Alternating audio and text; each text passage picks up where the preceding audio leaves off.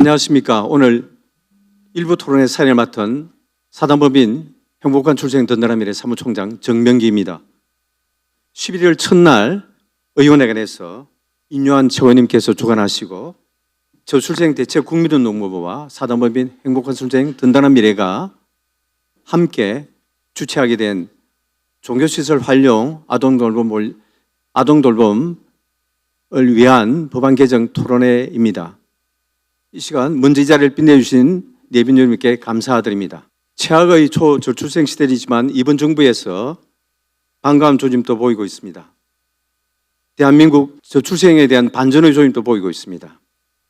대한민국 출산율 2.0이라는 정상화를 달성하기 위해서는 돌봄시설 사각지대 예방이 그 어느 때보다 절실한 시점입니다. 이번 토론회는 아동 돌봄에 대한 사각지대를 극복하고 저출생 시대를 대응할 수 있는 돌봄 정책을 제시하기 위한 것입니다. 먼저 인사 말씀을 통해 그 의무를 밝힌 후에 본격적인 토론에 들어가도록 하겠습니다. 그럼 국민의힘 최고위원이신 인요한 국회의원님께서 기획사로서 첫 순서를 열겠습니다. 박수로 맞아주시면 감사하겠습니다.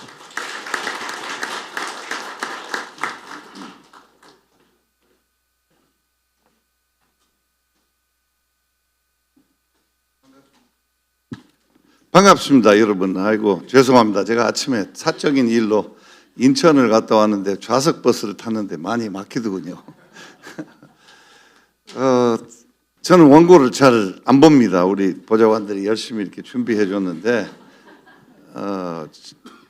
제가 대학 다닐 때 1980년도에 사실은 뭐 이름을 밝혀도 되는지 몰라도 손봉호 장로님 설교를 들으려고 이 고등학교에 있는 교회에 가서 그 매주 예배를 드렸습니다.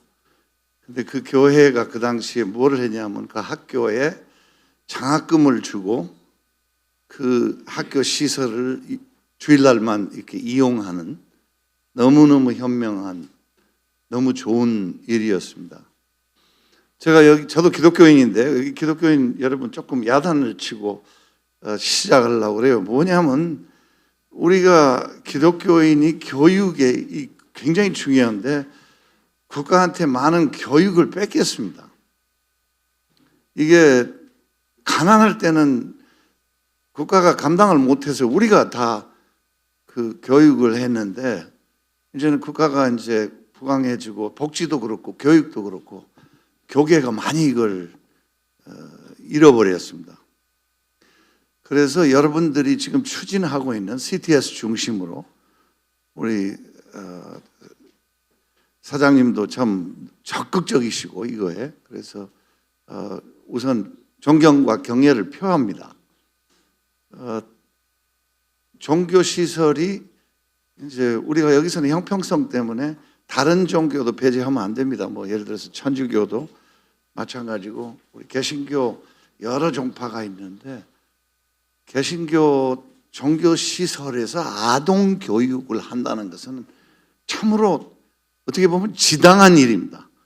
꼭 그렇게 되기를 바라고 우리 보좌관들한테도 제가 방법을 찾아라, 무조건 찾아라 이렇게 명을 줘놨는데 전 대한민국에 있는 종교 시설에서 아이들 이 시설들이 좀 쉬고 있을 때 아이들을 교육시키는 거 저출산이 있고 지금 대한민국이 앞으로 뭐랄까요 교육을 어린 아이들한테 신경 쓰지 않으면 큰일 나게 생겼어요. 그래서 여러분들이 하고 있는 일 또 일일이 제가 오신 분 호명은 안 하겠지만 내빈 소개할 때 우리 좀 소개를 따로 좀 해주십시오.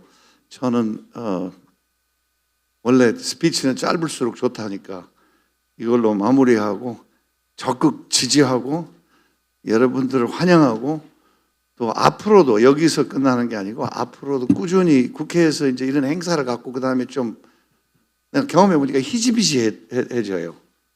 그냥 슬슬 그래서 계속 챙겨 나가도록 저는 저 힘을 다 바치겠습니다. 감사합니다.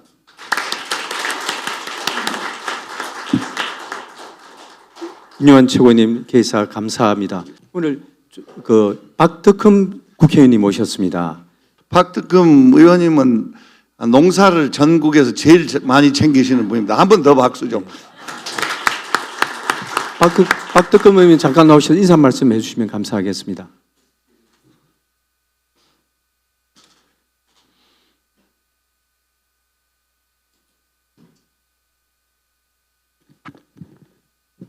네, 반갑습니다. 저는 지역구가 충북 보은군 하면 대추가 유명하고요. 또 영동군 하면 와인을 유명합니다. 그리고 옥천군 하면 묘목, 나무죠, 묘목. 예, 하고 또 괴산은 또 절임 배추의 고장 지역구입니다. 오늘부터 김장 축제를 하거든요. 거기를 가야 되는데 오늘 인요한 우리 최고위원님이 토론회를 한다고 해서 잠깐 인사드리러 왔습니다. 어떻게든 만나 뵙게 돼서 반갑고요. 저희 지역구가 인구 소멸 지역이에요. 결국 우리 저출생 문제가 대단히 심각하지 않습니까? 그래서 저희 지역도 여러 가지로 방안을 만들어 보고 이렇게 하고 있는데 우리 지금 이 토론회 종교시설 활용을 하는 이런 법안이 통과가 되면 저희 지역구 같은 경우에 제일 혜택이 되지 않나 저는 이런 생각을 갖습니다. 그래서 적극적으로 우리 인요한 최고위원님 하는 일에 제가 미력한 힘을 다 보태도록 하겠습니다. 오늘 좋은 시간 되시고 또 여러분들의 좋은 제안 부탁드리면서 저도 적극적으로 협력하겠다는 말씀을 드리면서 인사 말씀에 가름하겠습니다. 감사합니다.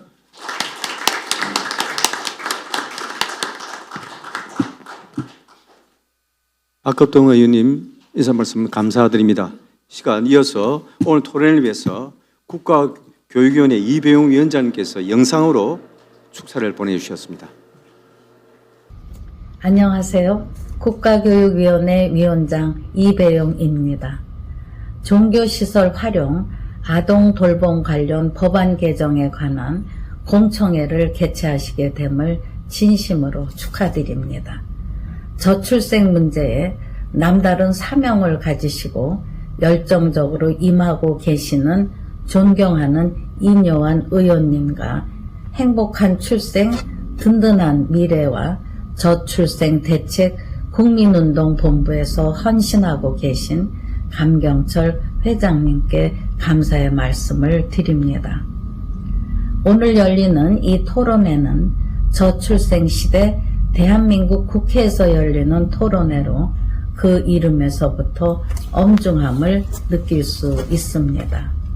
이제는 국가의 미래가 달린 사안이 된 저출생 문제는 진정으로 국민 모두가 한마음으로 극복하고자 한다면 반드시 재도약을 할 수 있다고 믿습니다. 정부 역시 저출생 극복의 일환으로 아동 돌봄을 매우 중요하게 생각하고 돌봄 시설을 확충함으로써 미나하게 대응하고 있습니다.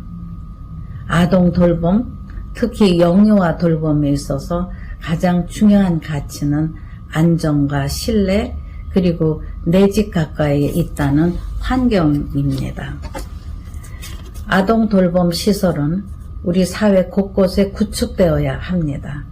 이 같은 돌봄 시설은 단지 돌봄 서비스를 제공하는 데 그치지 않고 우리 시민사회를 보다 책임있고 서로 돕는 분위기를 조성해서 한 아이를 모든 공동체 구성원이 함께 키우는 따뜻한 대한민국을 만드는 데 기여할 것입니다. 오늘 토론회의 주제인 종교시설 활용 아동 돌봄에 관한 법안은 저출생 시대에 종교가 가진 사명으로 돌봄 사각지대 극복에 큰 도움이 될 수 있다고 생각합니다. 다시 한번 의미 있는 토론회를 축하드리며 큰 성과 있으시기를 기원합니다. 감사합니다. 이어서 저출생 대책 국민운동본부 공동청주이신 이철 감독사님께서 격려사를 해주시겠습니다.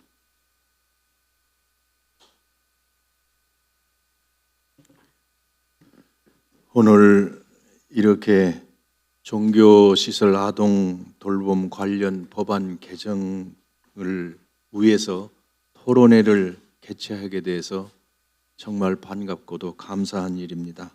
우리 존경하는 인요한 의원님과 그동안 수고해 주신 감경철 이사장님의 노고에 깊이 감사드립니다. 이 저출생 문제는 국가의 미래에 대해서 최우선순위로 귀중한 문제인데 이 문제에 관한 해법은 역시 0세에서 3세 또 그 이후에도 마찬가지지만 아동 돌봄, 부모들이 숨을 쉴 수 있는 여유를 줄 수 있어야만 아이를 기를 수 있는 시대가 왔습니다. 바로 그런 문제를 전국에 있는 10여만 개의 종교시설을 사용한다면 아마 가장 가까운 곳에서 그리고 따뜻하게 아이를 기르는데 부모들이 큰 유익을 얻을 수 있습니다.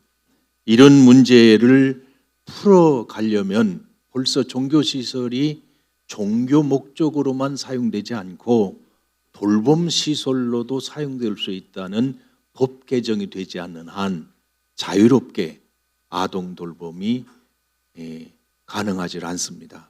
만약에 이 문제만 잘 풀어져서 0세부터 3세까지 아이들을 잘 돌볼 수 있는 여건을 마련해 준다면 결혼도 장려가 되고 출생도 장려가 돼서 앞으로 대한민국의 미래가 밝게 될 줄로 믿습니다.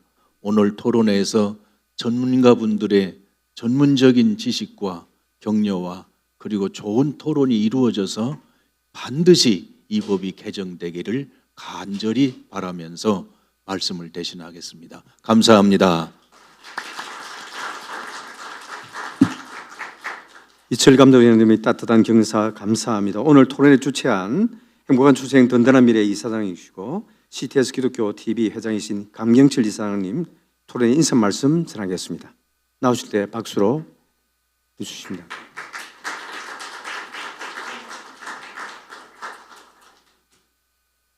네, 안녕하십니까. 오늘 이 자리에 함께해 주신 모든 여러분들에게 주님의 크신 은혜로 복에 복을 다하시기를 축원드립니다. 오늘 특별히 종교시설 활용 아동돌봄 관련 법안 개정에 관한 토론회를 이 국회에서 하게 됨을 기쁘게 생각하면서 특별히 이를 주관해 주신 우리 국회 인요한 국민의힘 최고위원님께서 주관해 주시고 또한 보좌관님들께서 열심히 준비를 해 주셨는데 여러분들 준비가 그래 쉽지 않습니다. 준비해 주신 분들을 위해서 박수 한번 특별히 부탁을 드립니다.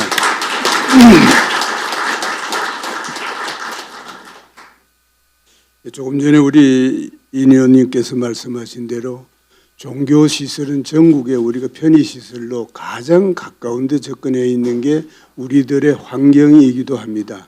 그리고 청년들이 결혼을 기피하고 출산을 기피하는 가장 큰 이유가 결혼을 했을 때 출산을 했을 때 보육 문제와 교육 문제를 어떻게 해결하겠는가, 이게 아마 가장 어려운 문제인 줄 알고 있습니다. 이들을 해결하는 방법은 바로 우리 환경을 개선하고 청년들이 그런 불편한 부분을 해결하는 것이 바로 첩경이지 않나, 저는 그렇게 생각을 합니다. CTS는 이미 2006년부터 여러 가지 형태로 세미나거나 캠페인이거나 또 전국을 향해서 이런 중요한 부분을 계속 연이어서 행사를 하고 왔는데, 이전에 여러분이 아시다시피 저출생으로 인한 국가적인 재앙, 국가가 소멸한다. 또 쉽게는 지금 우리가 피부로 느끼고 있는 것이 경제적이거나 또 예를 들어서 교육 문제거나 심지어는 국방 문제도, 산업은 물론이고 국방 문제까지도 인력으로 이게 어려운 지경으로 가지 않느냐, 뭐 이런 염려까지 하고 있는데, 이때 오늘 특별히 국회에서 이런 법안 개정에 대해서 토론회를 하게 됨을 크게 기쁘게 생각합니다. 특별히 오늘 이 자리에 함께 오셔서 축사까지 해주신 우리 국민의힘 박덕금 의원님께 여러분들 감사 박수 한번 쳐드립시다.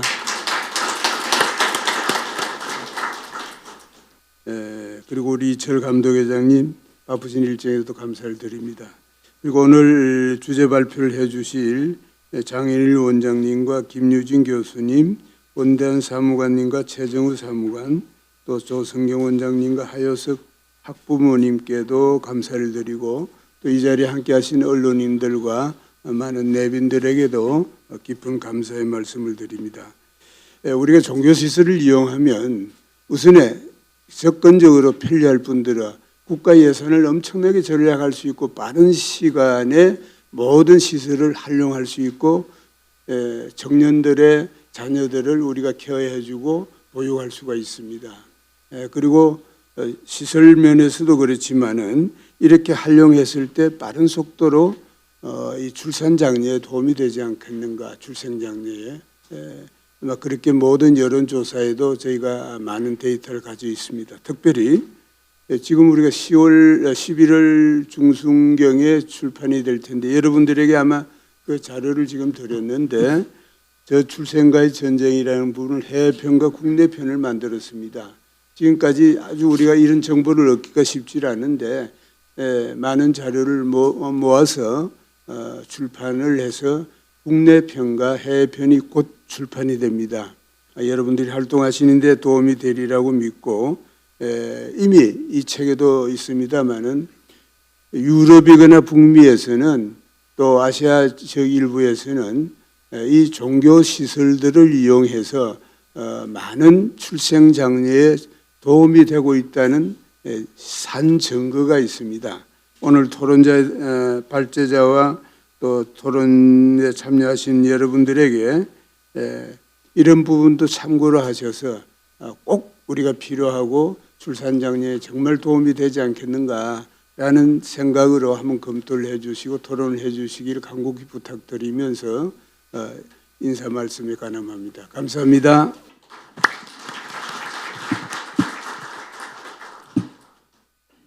이것으로 1부 순서를 마치고 2부 본격적인 토론에 들어가겠습니다. 토론의 자장이신 최진호 교수님께서 진행해 주시겠습니다. 네, 오늘 토론회 진행을 맡은 최진호입니다. 이렇게 귀한 중요한 자리에 제가 좌장을 맡게 돼서 영광이고요. 오늘 토론회는 한 분의 발제와 5분의 토론자의 토론으로 진행이 되겠습니다. 최근에 통계청에서 매달 출생아 수를 발표하고 있는데요. 금년에 좀 예년하고 다른 현상이 생겼습니다. 지난번부터 전년도 같은 월에 출생아 수를 비교하는데 그동안에 수십 개월 동안 이 출생아 수가 계속 감소해 왔는데 금년 들어서 이제 조금씩 증가세로 돌아섰습니다.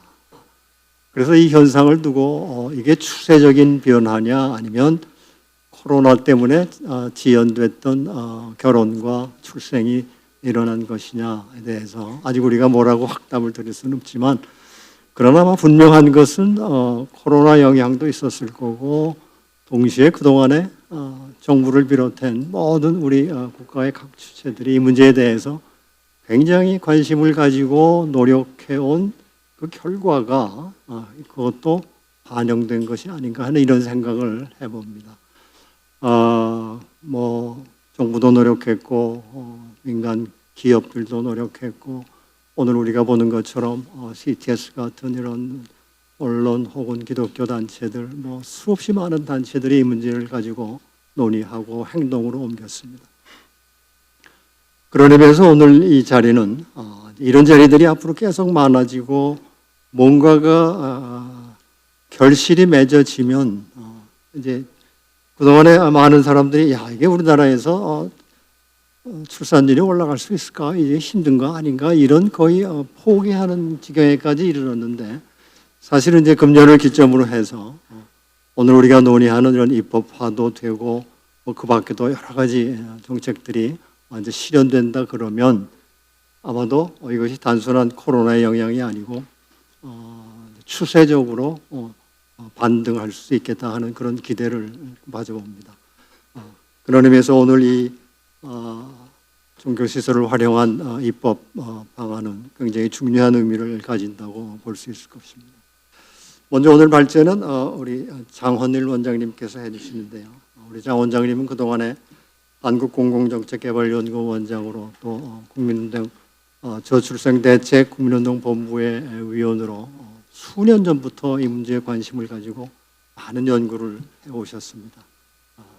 먼저 우리 장 원장님 발제를 부탁드립니다.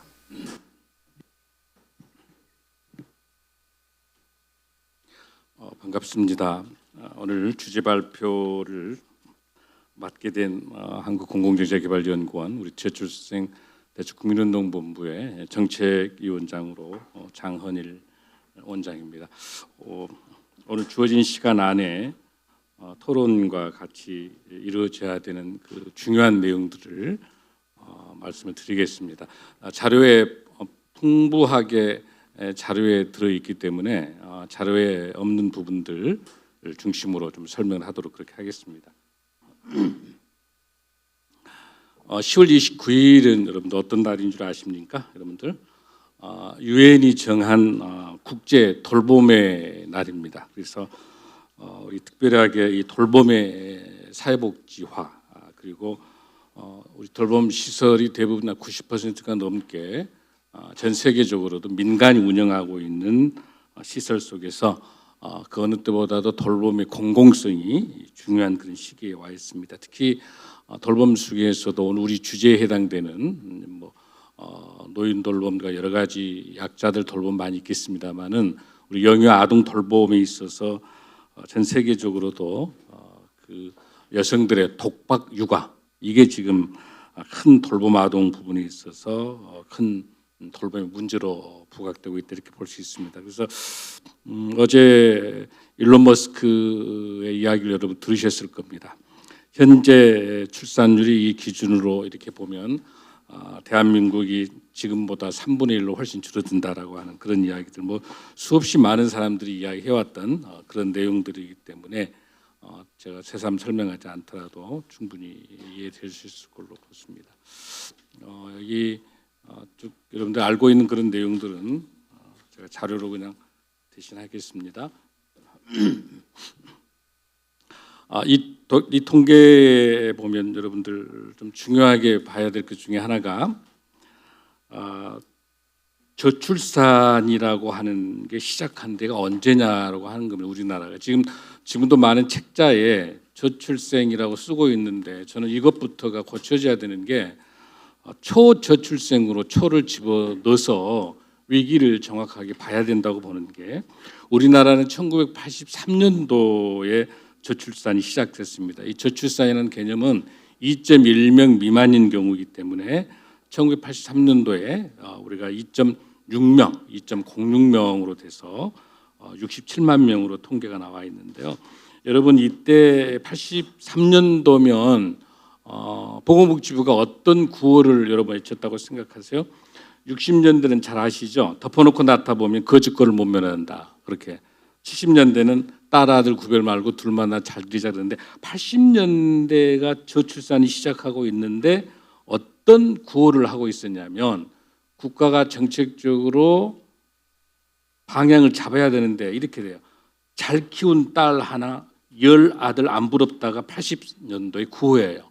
그러니까 국가 위기가 진행되고 있음에도 불구하고 저출산 문제는 별거였어요. 국가 정책에서도. 그때 이미 초저출산을 우리나라가 그러니까 우리가 조금 기억을 꼭 이 83년도를 잊지 말아야 되는 게 저는 굉장히 강의할 때마다 강조하는 게 뭐냐면 2.1명이 돼야 국가가 존재하는데 우리나라는 83년도에 2.06명이기 때문에 이미 저출산이 기울어지고 있었어요. 그런데도 보건복지부 구호는 잘 키운 딸 하나 10 아들 안 부럽다. 계속 가족계획하고 있었다는 사실이죠. 더 문제가 뭐냐면 우리가 초저출산이라고 말하는 1.3명 미만일 때가 여러분들 2002년도인데요. 2002년도인데 그 당시에 정부의 보건복지의 가족 그 구호는 뭐였냐면 사랑하는 한 사람을 하나를 잘 낳아서 정성 모아 잘 키우자. 하나를 잘 낳아서 정성을 키우자. 이런 구호를 90년대도 하고 있다는 사실이죠. 그러니까 저는 결론적인 걸 말씀드리면 가치관과 문화의 운동으로 변화되지 않고는 앞으로 제가 이야기하겠습니다마는 수없는 주거비, 일과 가정의 양립, 또 동시에 돌봄 다 중요합니다. 다 중요한데 가장 먼저 문화와 가치관에 대한 변화, 생명의 소중함 이런 것들, 그리고 가족 공동체의 소중함, 그리고 이미 태어난 애들이 행복할 수 있도록, 없는 애를 태어나기 전에 그러는 게 아니라 이미 태어나 있는 우리 영유아와 청소년들이 행복한 모델이 보이게 된다면 결혼과 출산에 대한 그 통계들은 바꿔질 걸로 가요. 그래서 저는 먼저 오늘 이 시간에 이 중요한 지표를 꼭 기억했으면 좋겠다. 저출산이 83년도, 초저출산이 2002년도, 그리고 우리나라가 이제 저출산이 드디어 전 세계 유일하게 1.0명 미만으로 오게 된 게 여러분들 2018년이에요. 굉장히 오래됐어요. 전 세계 유일하게 1.0명 미만으로. 이때부터 합계 출산율이 0.98명이 되면서 33만 명의 출생아가 나오다가 지금은 여러분 알다시피 23만 명입니다. 그래서 저는 이런 통계에 대한 것, 제가 여기 6페이지 있는 거 이거 굉장히 중요하게 좀 봤으면 좋겠다라는 말씀을 드리고요. 저출생과 고령화 심화는 여러분들 읽어보시면 될 것 같습니다. 충분하게. 근데 여기서 우리가 하나 조금 기억을 했으면 좋겠는 게 여러분들 2015년도라고 하는 이 연도를 조금 기억했으면 좋겠는 게 2015년도가 어떤 연도냐면 여성 고용률이 증가가 50%에 달한 이때부터 본격적으로 초저출산으로 연결될 수 있는 연결고리가 여성 고용률이 2015년도에 50%가 되면서 그런 고용률 속에 진행하다가 2008년도 IMF를 가고 애벌이 하다가 맞벌이 할 수밖에 없는 계속해서 여성 고용률 증가되고 있는 이 부분들을 보고 우리가 앞으로 이 돌봄하고 연결되는 거기 때문에 여성 고용률이 2015년도부터 증가가 됐다. 이 수치를 하나 좀 보시면 좋겠습니다. 그다음에 이제 원인과 대책에 대한 것들을 다 아시는 내용인데 여기서 하나 이제 정부가 지난 10월 27일 날 발표한 게 하나 있습니다. 대통령실에서 이제 여러분들 수석실이 만들어져서 발표한 내용 중에서 일과 가정에 양립되는 대기업 말고 우수한 중소기업에게 국세청에서 세무조사하지 않겠다. 그래서 중소기업이 세무조사에 염려하지 말고 어떻게 하면 일과 가정에 양립할 수 있지. 지금 무슨 뜻이냐면은 우리 돌봄에 큰 문제가 되고 있는 유연근무제, 그다음에 이제 재택근무, 그리고 근로의 시간의 단축들 이런 것들 종합적인 대책들이 지금 나와 있는데 이게 얼마나 효과가 있을는지는 좀 두고 봐야 될 것 같습니다. 제가 지금 분석한 자료 중에 보면 우리가 오늘 주제가 돌봄과 교육인데요. 그 돌봄과 교육 쪽에서 보면은 아동 돌봄이 들어와 있습니다. 아동 돌봄에서 성평등 근무 환경 그리고 이런 것들이 현황 분석을 볼 때 결국 저는 우선순위를 비용과 시간보다 더 중요한 게 문화와 가치관에 대한 문제를 우리 인식의 변화가 돼야 된다 이렇게 말씀을 좀 드리고요. 초저출생 원인의 대응의 대책에 대한 이 부분들 이거는 이제 감기현 최장님께서 지금 보니까 해외 편의가 워낙 잘 나와 있어서 설명을 해외 사례는 설명하지 않겠습니다만은 조금 참고로 이 대책 중에서도 우리가 들어있는 것 중에 하나가 스웨덴의 사례를 조금 잘 봤으면 좋겠는 게 스웨덴의 이 페르 알빈 한순이라고 하는 또 스위스의 총리라든지 스웨덴의 있는 국가 지도자들의 가 어떤 문제를 들고 나왔냐면 좋은 가정이라고 하는 것은 평등과 배려와 협력하에 이루어진다라고 하는 그래서 국가가 가정에 대한 이 소중함들을 집중 강조했다. 그래서 우리도 이 가정에 대한 회복에 그래서 우리가 종교 시설이 왜 중요하냐면 가정에 대한 문제다. 이렇게 생명에 대한 문제 이렇게 좀 볼 수가 있겠다라고 말씀을 드리고요.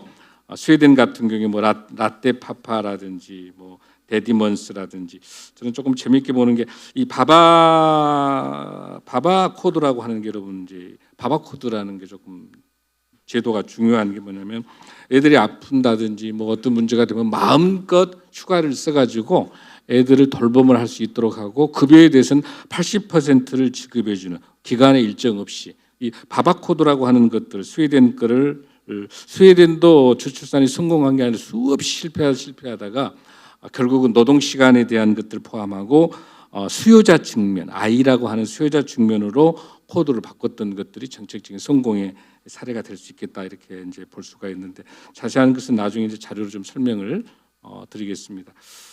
그리고 12페이지에서 여기 보면은 이제 대응 및 예산인데 지금 우리나라가 이제 잘 알다시피 380조 20년에 이렇게 썼다고 그렇게 하는데 실질적으로 통계에서 보면은 36% 정도밖에 실질적으로 저출산에 들어가지 않고 나머지들은 그 예산 부분들이 다 다른 부분이에요. 이제 모든 부서에서 저출산이라는 코드를 붙이게 되면은 모두 다 예산을 주기 때문에 실질적인 예산보다는 여러 가지 부풀려 있는 또 비본질적인 예산이다. 그런데 그것도 문제인데 더 문제가 뭐냐면 우리가 저출산 예산을 380조 썼다고 말하는데 많은 돈을 쓴 게 아니에요. 더 써야 되는 거예요. 더 많이 초저출산 예산을 써야 되는 이유 중에 하나가 저출생 이 문제 예산에 대해서는 그냥 그 예산으로 보는 게 아니라 우리나라식으로 할 게 아니라 가족 공공 지출 비용이 들어가는 그 기준이에요. 그러니까 지금 여러분들 통계에서 보면은 OECD 같은 경우는 순수하게 저출산 예산이라고 한다면 가족복지 그러니까 가족수당이라든지 아동수당이라든지 육아휴직 여기에 들어간 돈만이 저출산 예산이지 뭐 아파트 주고 다시 회수하고 이 비용은 저출산 예산이 아닌 것이죠. 근데 이게 다 우리나라는 들어있는 거죠. 그러니까 허상이 너무 많고요. 실질적인 그 예산을 봤었을 때 우리나라는 1.6%입니다. 그러니까 돈을 거의 쓰지 않았다고 봐도 돼요. 앞으로 더 많은 국가 예산을 초저출산 예산에다가 른사법안에 의해서 써야 된다라고 하는 거고요. OECD 국가가 하고 있는 게 2.1이기 때문에 우리가 한 반도 쓰지 못한다. 독일 같은 경우 제가 보니까 독일은 합계 출산율 1.52명인데 GDP 대비를 보니까 2.4%입니다.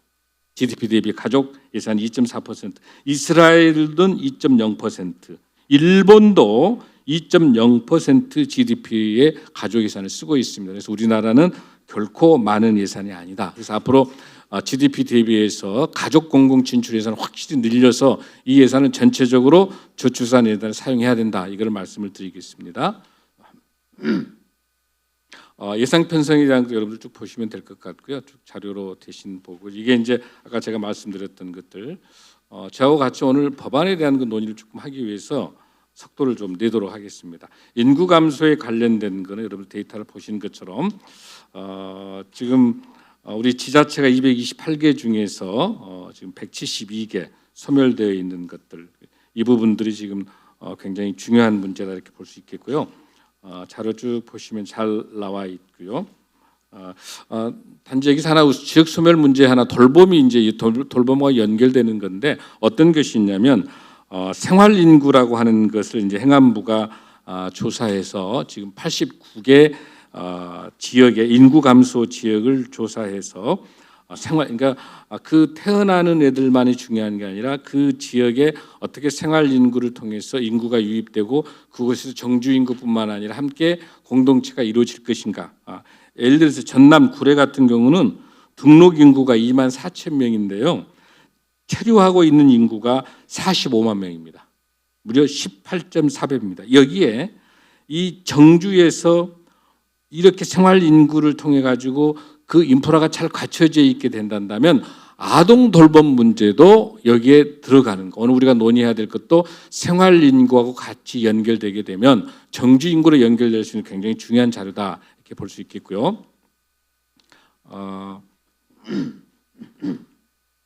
해외 아동 돌봄 사례 하나 보면 여러분들 여기 23페이지에서 보면 이 일본을 좀 관심 있게 보시면 1990년도 일본해가 1.57명 쇼크가 발생했었을 때 이때 일본 정부에서는 더 이상 내려가면 안 된다 이렇게 이야기하면서 이 지역이 집중적으로 연구하면서 작년에 드디어 아동 가정청이라는 청을 만들었습니다. 즉 저출산 고령사회 우리나라도 저출산 고령사회가 함께 있는 게 조금 위험성이 있는 거죠. 아동 영역, 저는 지금도 우리 저출산운동본부가 주장하고 아동 돌봄청을 독립시켜야 된다고 봅니다. 이 저출산 문제는요, 고령화로 연결할 게 아니라 아동 돌봄청을 둬서 국가가 정책적으로 우리나라 이 문제를 해결해야 된다라고 하는, 그래서 일본이 도저히 안 되겠으니까 아동 가정청을 만든 것처럼. 그런데 이제 우리가 많은 오해가 하나 있는데요. 일본의 지금 우리나라 많은 지방자치대도 나가초라고 하는 오카야마 현에 있는 도쿄에서 한 600터러 있는데, 그 나가초 마을이 지금 합계 출산율이 2.95명, 일본이 1.39명인데 한 3배가 많은데, 여기는 48%가 자녀가 3명이에요. 어마어마 많죠.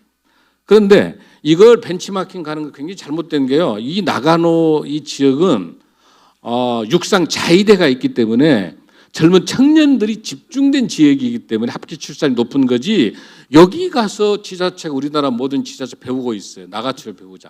그걸 배울 게 아니라 그 지역 환경이, 다만 하나의 특성을 뭘 배워야 되냐면 나가초 차일드 홈이라고 하는 거는 배워야 돼요. 공동 육아. 그러니까 지금 우리가 지금 종교 시설에서 돌봄으로 연결될 그 영역은 배워야 돼요. 그 지역에서 가장 가까운데 공동 육아를 하고 있는 그 부분, 나가는 차일드 홈에 대한 거는 배울 수가 있는데 여기가 일반화할 수는 없는 것이다라고 하는 것들을 말씀을 드리고요. 자, 어린이집 이용률 40.9%, 영세반이 42%가 영세반이 전혀 없습니다라고 하는 것들 보시면 되겠고, 28쪽에 보면은 여러분들 거기에서 이제 데이터가 2023년이 빠져 있는데 2023년도는 그 뒤쪽에 가시면 제가 통계를 냈습니다. 무려 28,954, 그러니까 6년 사이에 11,284곳의 어린이집이 폐원이 됐습니다. 전체적으로. 그래서 이 통계를 봤었을 때 돌봄 공백은 아주 심각하다. 그래서 3,495개 읍면동 중에서 완전히 어린이집이 하나도 없는 지역이 597개이기 때문에 무려 17.1%가 어린이집이 하나도 없어서 이곳에 단 한 명의 어린아이가 있어도 어린아이를 양육할 수 있는 어린이집과 같은 아동 영유아 돌봄센터가 필요하다는 걸 말씀을 드렸습니다. 자, 그러면 종교시설 이용해서 돌봄시설의 설치가 왜 중요하느냐라고 하는 것들을 잘 제가 설명해 놨고요. 지금 정부 정책하고 이걸 좀 비교해 보면 여러분들, 지금 윤석열 정부의 정책은 이렇게 되어 있어요. 누구나 언제든지 누리는 돌봄 서비스가 주제입니다. 윤석열 정부의 영유아 아동 돌봄 서비스 정책 캐치프레이즈가 뭐냐면 누구나 언제든 누리는 돌봄 서비스. 자, 그러면 누구나가 언제든지 돌봄 서비스가 가능하기 위해서 윤석열 정부가 정책 첫 번째, 공공보육 이용률을 확대해서 현재가 40%인데 50%로 늘리겠다, 이렇게 이야기를 하고 있고요. 두 번째, 윤석열 정부의 정책이 지금 발표한 걸 보면 시간제 보육기관을 통해서 틈새 돌봄기관을 확대하겠다, 이렇게 해서 현재 1,030개인데 2027년까지 3,600개, 3배로 기간을 확대하겠다.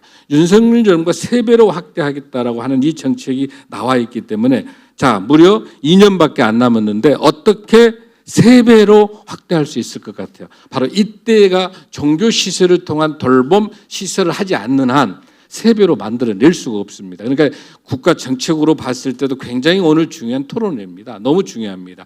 국가가 이렇게 아젠다 세팅을 했는데 이걸 어떻게 해낼 것인가라고 하는 구체적인 대안이 정부가 없기 때문에 그 정부의 정책적인, 오늘 지금 교육부도 나와 계시고 또는 우리 보건복지부도 다 나와 계시고 건축부, 건설교통부 나와 계시는데 정부가 이 정책 세팅했기 때문에 이것을 어떻게 할 것인가, 이 답은 종교시설이다, 이렇게 말할 수 있겠습니다. 서울시 지금 진행하고 있는 거고요. 우리 기독교를 포함한 종교시설은 1921년도부터 태화 기독교 복지관부터 아동 양육을 시작했던 역사를 가지고 있습니다. 갑자기 종교시설 뛰어든 게 아니라 아예 우리나라 초창기 시대부터 종교시설은 영유아들 돌봄을 위해서 시작했다고 하는 역사적인 사실 보시면 될 거고요. 자, 온불교가 지금 뛰어들었습니다. 온불교가 온불교가 참여해서 앞으로 이 문제를 영유아 돌봄을 위해서 온불교도 뛰어들겠다 결론하고, 지난번에 이제 저희도 우리 저출산운동본부가 국회를 방문했을 때 민주당의 정책의장이 누구냐면 이계호 국회의원이 정책의장이었습니다. 민주당. 그래서 우리가 만나서 말씀을 1월 30일 날 드렸더니 본인이 이제 온불교 신도거든요. 이계호 의원께서 적극적으로 우리 종교 시설을 하도록 하겠습니다. 그래서 민주당도 이 정책을 지금 준비를 하고 있는 그런 상황이고요. 그 다음 장 보시면 캐톨릭에서 적극적으로 캐톨릭에서도 종교 시설을 중심으로 하겠다. 캐톨릭도 이런 의견을 주고 청담동의 본당 신부님도 말씀이 이것 우리 종교가 나서야 된다. 그래서 청담동 본당에서부터 영유아를 하겠다. 이렇게 지금 캐톨릭도 이야기했습니다. 자, 어린이집 보면은 마포구가 2013년도에 최초로 개원식을 했습니다. 종교시설을 국가정책과 종교시설과 MOU를 맺고 10년간 사용할 수 있도록 또 국토해양부하고도 정부하고도 건설교통부하고도 결론을 내렸습니다. 어떻게 해서 종교시설 이용하겠다. 이게 갑자기 2024년에 나온 이야기가 아니라 10년 전에 이미 종교시설 이용해서 어린이집을 하겠다 이렇게 결론을 했습니다. 자, 쭉 여러분들 자료를 그냥 참고하는 걸로 하겠습니다. 아주 잘 나와 있으니까 자료 좀 보시고 해외 사례도 보시고요. 자, 국가정책 쭉 보시고 오늘 중요한 토론이 71쪽에 보면은 그 종교시설 활용한 입법 방안이 되어 있는데요. 지금 영유아 보육법 제 15조 6항에 이렇게 보면 건축법에 대한 이 15조 6항을 지금 우리가 생각하고 있는데 이 내용에 대한 배경은 여러분들이 있는 것처럼 영유아 보육법 제 13조에 보면 제 2항에 특별자치시장, 지사, 시장, 군수, 구청장이 해당 지역의 보육 수요를 고려한다. 이제 왜 이 이야기를 말씀드리냐면 여러분들 자 이런 이야기가 있어요. 종교 시설에서 영유아 돌봄에 관련돼서 어린이집과 관련된 이런 시설들을 만들게 되면 기존에 있는 어린이집과의 상충되지 않겠느냐. 기존 시설도 폐원이 되고 있는 상태에서 상충되지 않겠냐. 이런 이제 이야기가 있어서 많은 어린이집에서는 또 여러 가지 잘못된 생각을 갈 수 있는데요. 그렇지 않는 이유 중에 하나가 뭐냐면 이 영유아 보육법 제 13조에 근거를 해서 2항에 그 지역의 시장, 군수, 시군구, 그러니까 시장과 군수와 그 시장들이 이쪽 지역에 어린이집이 이미 있어서 포화 상태다라고 한다면 어린이집을 허가하지 않는 지침을 가지고 있습니다. 그러니까 우리가 지금 종교시설이 영유아 돌봄에 관련된 돌봄 시설을 이용하려고 하는 것은 기존에 잘 되어 있는 영유아 시설 되어 있는 어린이집이 있고 이런 지역에 새롭게 설치하는 그런 개념이 아니고 사각지대 단 한 명이라도 우리 어린아이가 있으면 그곳을 돌봄이 이루어질 수 있는 그 사각지대를 위한 거기 때문에 만약에 충분하게 기존에 있는 어린이집이 충분히 있고 그런다면 구태여 그곳에 어린이집이라든지 이런 돌봄 시설을 종교시설을 통해 가지고 할 필요가 없는 거죠. 그 지침의 근거가 보육사업 지침에가 나와 있습니다. 여러분들 그 다음 장에 72페이지도 보면 세 번에 보면 어린이집 수급 현황, 그러니까 얼마나 어린애가 있느냐, 수급 현황이라든지 이용 권역이라든지 읍면동 단위까지 세분화해서 그 지자체장이 생활권에 관해서 제한할 수 있다 이렇게 돼 있어요. 그러니까 현행법에 충분하게 기존에 있는 어린이집하고는 상충되지 않는다. 이런 걸 여러분들이 좀 말씀을 드렸으면 좋겠고요. 자, 그 다음에 하나가 있습니다. 자, 그러면 이런 질문이 나올 수 있어요. 자, 종교시설이면은 사이비 이단들도 여러분들 이거 질문 될 수 있죠. 이렇게 되면 사이비 이단들도 종교시설 하게 되면 막지 못한다 이야기할 수 있잖아요. 근데 이 부분은 1997년 10월 20일 날 문화체부 관광부에서 종교에 대해서 정의를 내리면서 사단법인 한국종교지도자협의회 이렇게 해서 7대 종단으로 법적으로 정리가 되어 있어요. 그러니까 이 7대 종단에 들어와 있는 종교만 이 종교시설이 가능한 거죠. 그 7대 종단은 개신교, 천주교, 불교, 유교, 천도교, 엄불교, 민족종교 이렇게 지금 현재 되어 있습니다. 그러니까 사이비 이단들은 들어올 수 없도록 되어 있고요. 또 하나 이 한국종교지도자협의회에서 2015년과 2018년도에 저출산 극복을 위한 선언문을 발표했습니다. 2018년도에 최근에 저출산 극복을 위한 국민운동 선언문, 그래서 7대 종단에서 발표를 하면서 임신과 출산과 양육은 사회적 배려를 강화하기 위해서 가족을 존중하게 한다라는 선언문을 7대 종단이 발표했습니다. 그러니까 7대 종단도 이미 종교 시설을 입법화해서 아동 돌봄에 관련된 영유아 돌봄 시설하는 것에 대해서 충분하게 공감대를 가지고 있어서 문제가 없다 이렇게 말씀을 좀 드릴 수가 있겠습니다. 그래서 아까 말씀드린 것처럼 제가 저출산 고령사회위원회, 보건복지부, 그다음에 또 아까 말씀드리고 있는 것처럼 서울시와 전국의 17개 시도 모든 시도가 지금 종교 시설을 활용해서 영유아 아동 돌봄을 하고 있습니다. 제가 자료를 지금 제시한 것처럼 지금 여기 나와 있는 것처럼 보건복지부에서도 적극적으로 종교 시설을 통해 가지고 돌봄 시설을 하겠다 그렇게 지금 하고 있고요. 서울시는 이미 키즈 카페를 중심으로 하고 있고 또 이번에 서울시는 종교 단체와 같이 MOU도 맺어서 지금 진행하고 있고 인천도 아동 돌봄을 위해서 종교계와 협력해서 하겠다. 지난주에는 애인의 토론회라는 걸 거쳤어요. 지난주에 인천에서 유정부 시장이 적극적으로 영유 아동 돌봄에 관련된 것을 우리 인천시에서도 종교시설을 하겠다. MOU를 맺겠다라고 선포를 했습니다. 경상북도가 가장 잘 돼 있습니다. 오늘 포항 시의원님도 오셨는데 포항을 중심으로 된 경상북도는 이미 지금 종교시설을 통해서 이미 지금 영유아 돌봄 시범 케이스를 이미 지금 진행하고 있습니다. 그리고 경상북도가 만들어내는 영유아에 관련된 것뿐만 아니라 많은 돌봄에 관련된 정책들이 중앙정부에서 받아들여서 이게 저출산 정책을 진행하고 있기 때문에 경북은 지금 종교시설하고 깊숙하게 진행하고 있다는 걸 말씀을 드리고요. 충청남도 지난달에 교회에다가 만드는 그 시설에 새롭게 시설했고요. 충남, 김포 너무 많습니다. 저는 그래서 제가 말씀드리고 싶은 게 저출생 극복하기 위해서는 종교시설 활용 입법 방안은 룬사법안입니다. 룬사법안이 무슨 뜻이냐면 문샷인데 1968년도에 존 F 케네디가 그 당시에 국회에 와가지고 연설할 때 우리가 70년 전에 아폴로를 쏴가지고 달나라에 가겠다는 게 다 미쳤다고 그랬어요. 다 미쳤다고 그랬어요.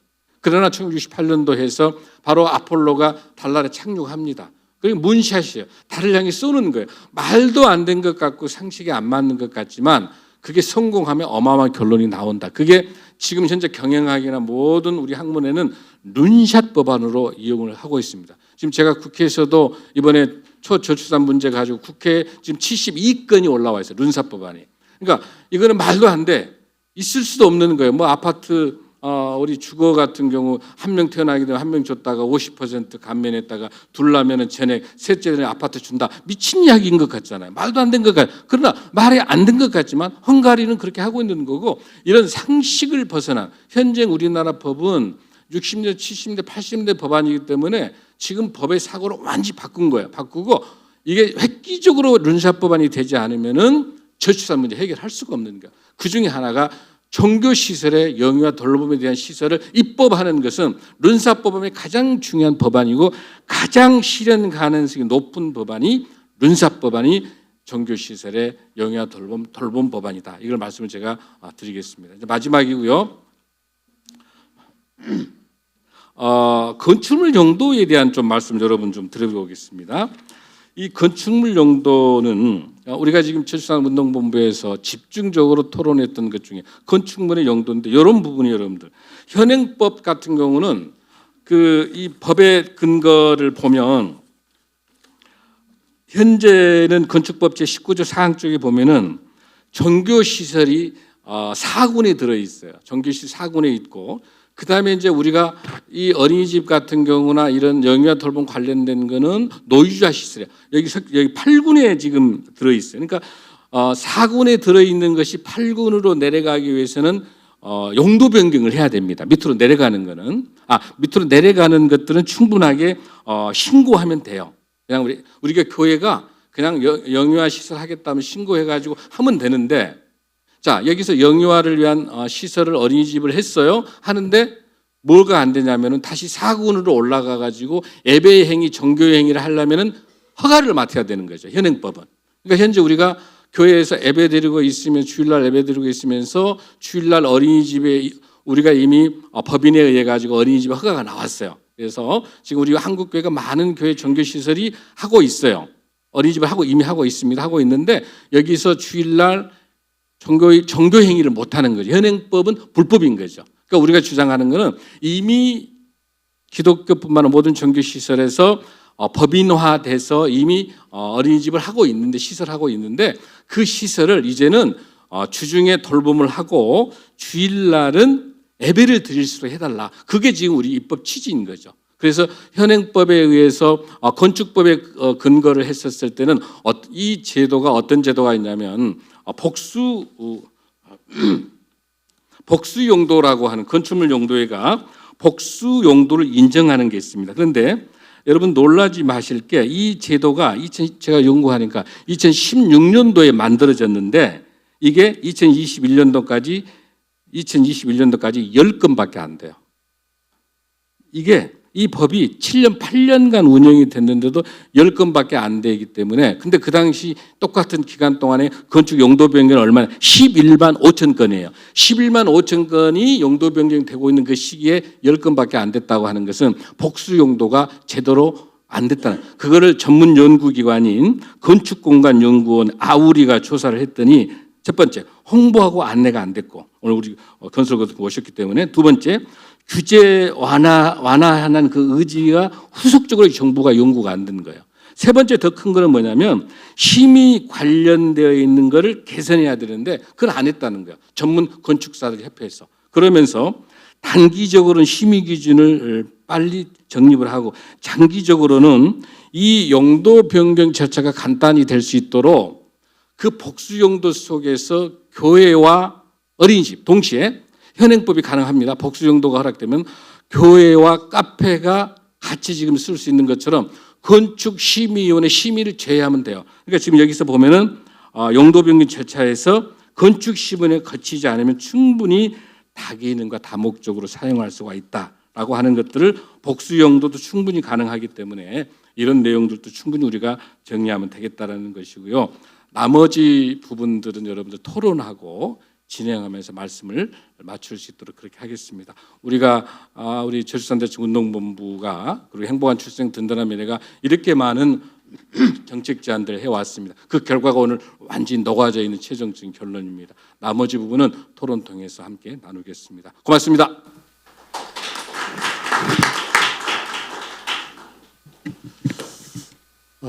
예, 감사합니다. 그동안에 수년 동안 연구하시고 애쓰신 그 결과물을 오늘 발표를 해주셨는데, 참 우리가 잘 모르는 사항까지도 아주 디테일하게, 자세하게 앞으로 어떤 방향으로 이렇게 바꾸면 될 건가 하는 아주 구체적인 제안을 해주셨습니다. 감사합니다. 오늘 토론자로는 전부 5분을 모셨고요. 직접 이 문제와 관련된 부처에서 일하시는 분들하고, 또 어린이집을 운영하시는 분들도 계시고, 학자분도 모셨고, 자녀를 키우는 학부모분도 모셨습니다. 그래서 이 문제에 관해서 각자가 있는 자리에서 경험한 바를 중심으로 해서 이제 토론을 해주실 거고요. 먼저 토론하실 분은 우리 총신대학교 아동학과에 계신 우리 강유진 교수님께서 먼저 토론해 주시겠습니다.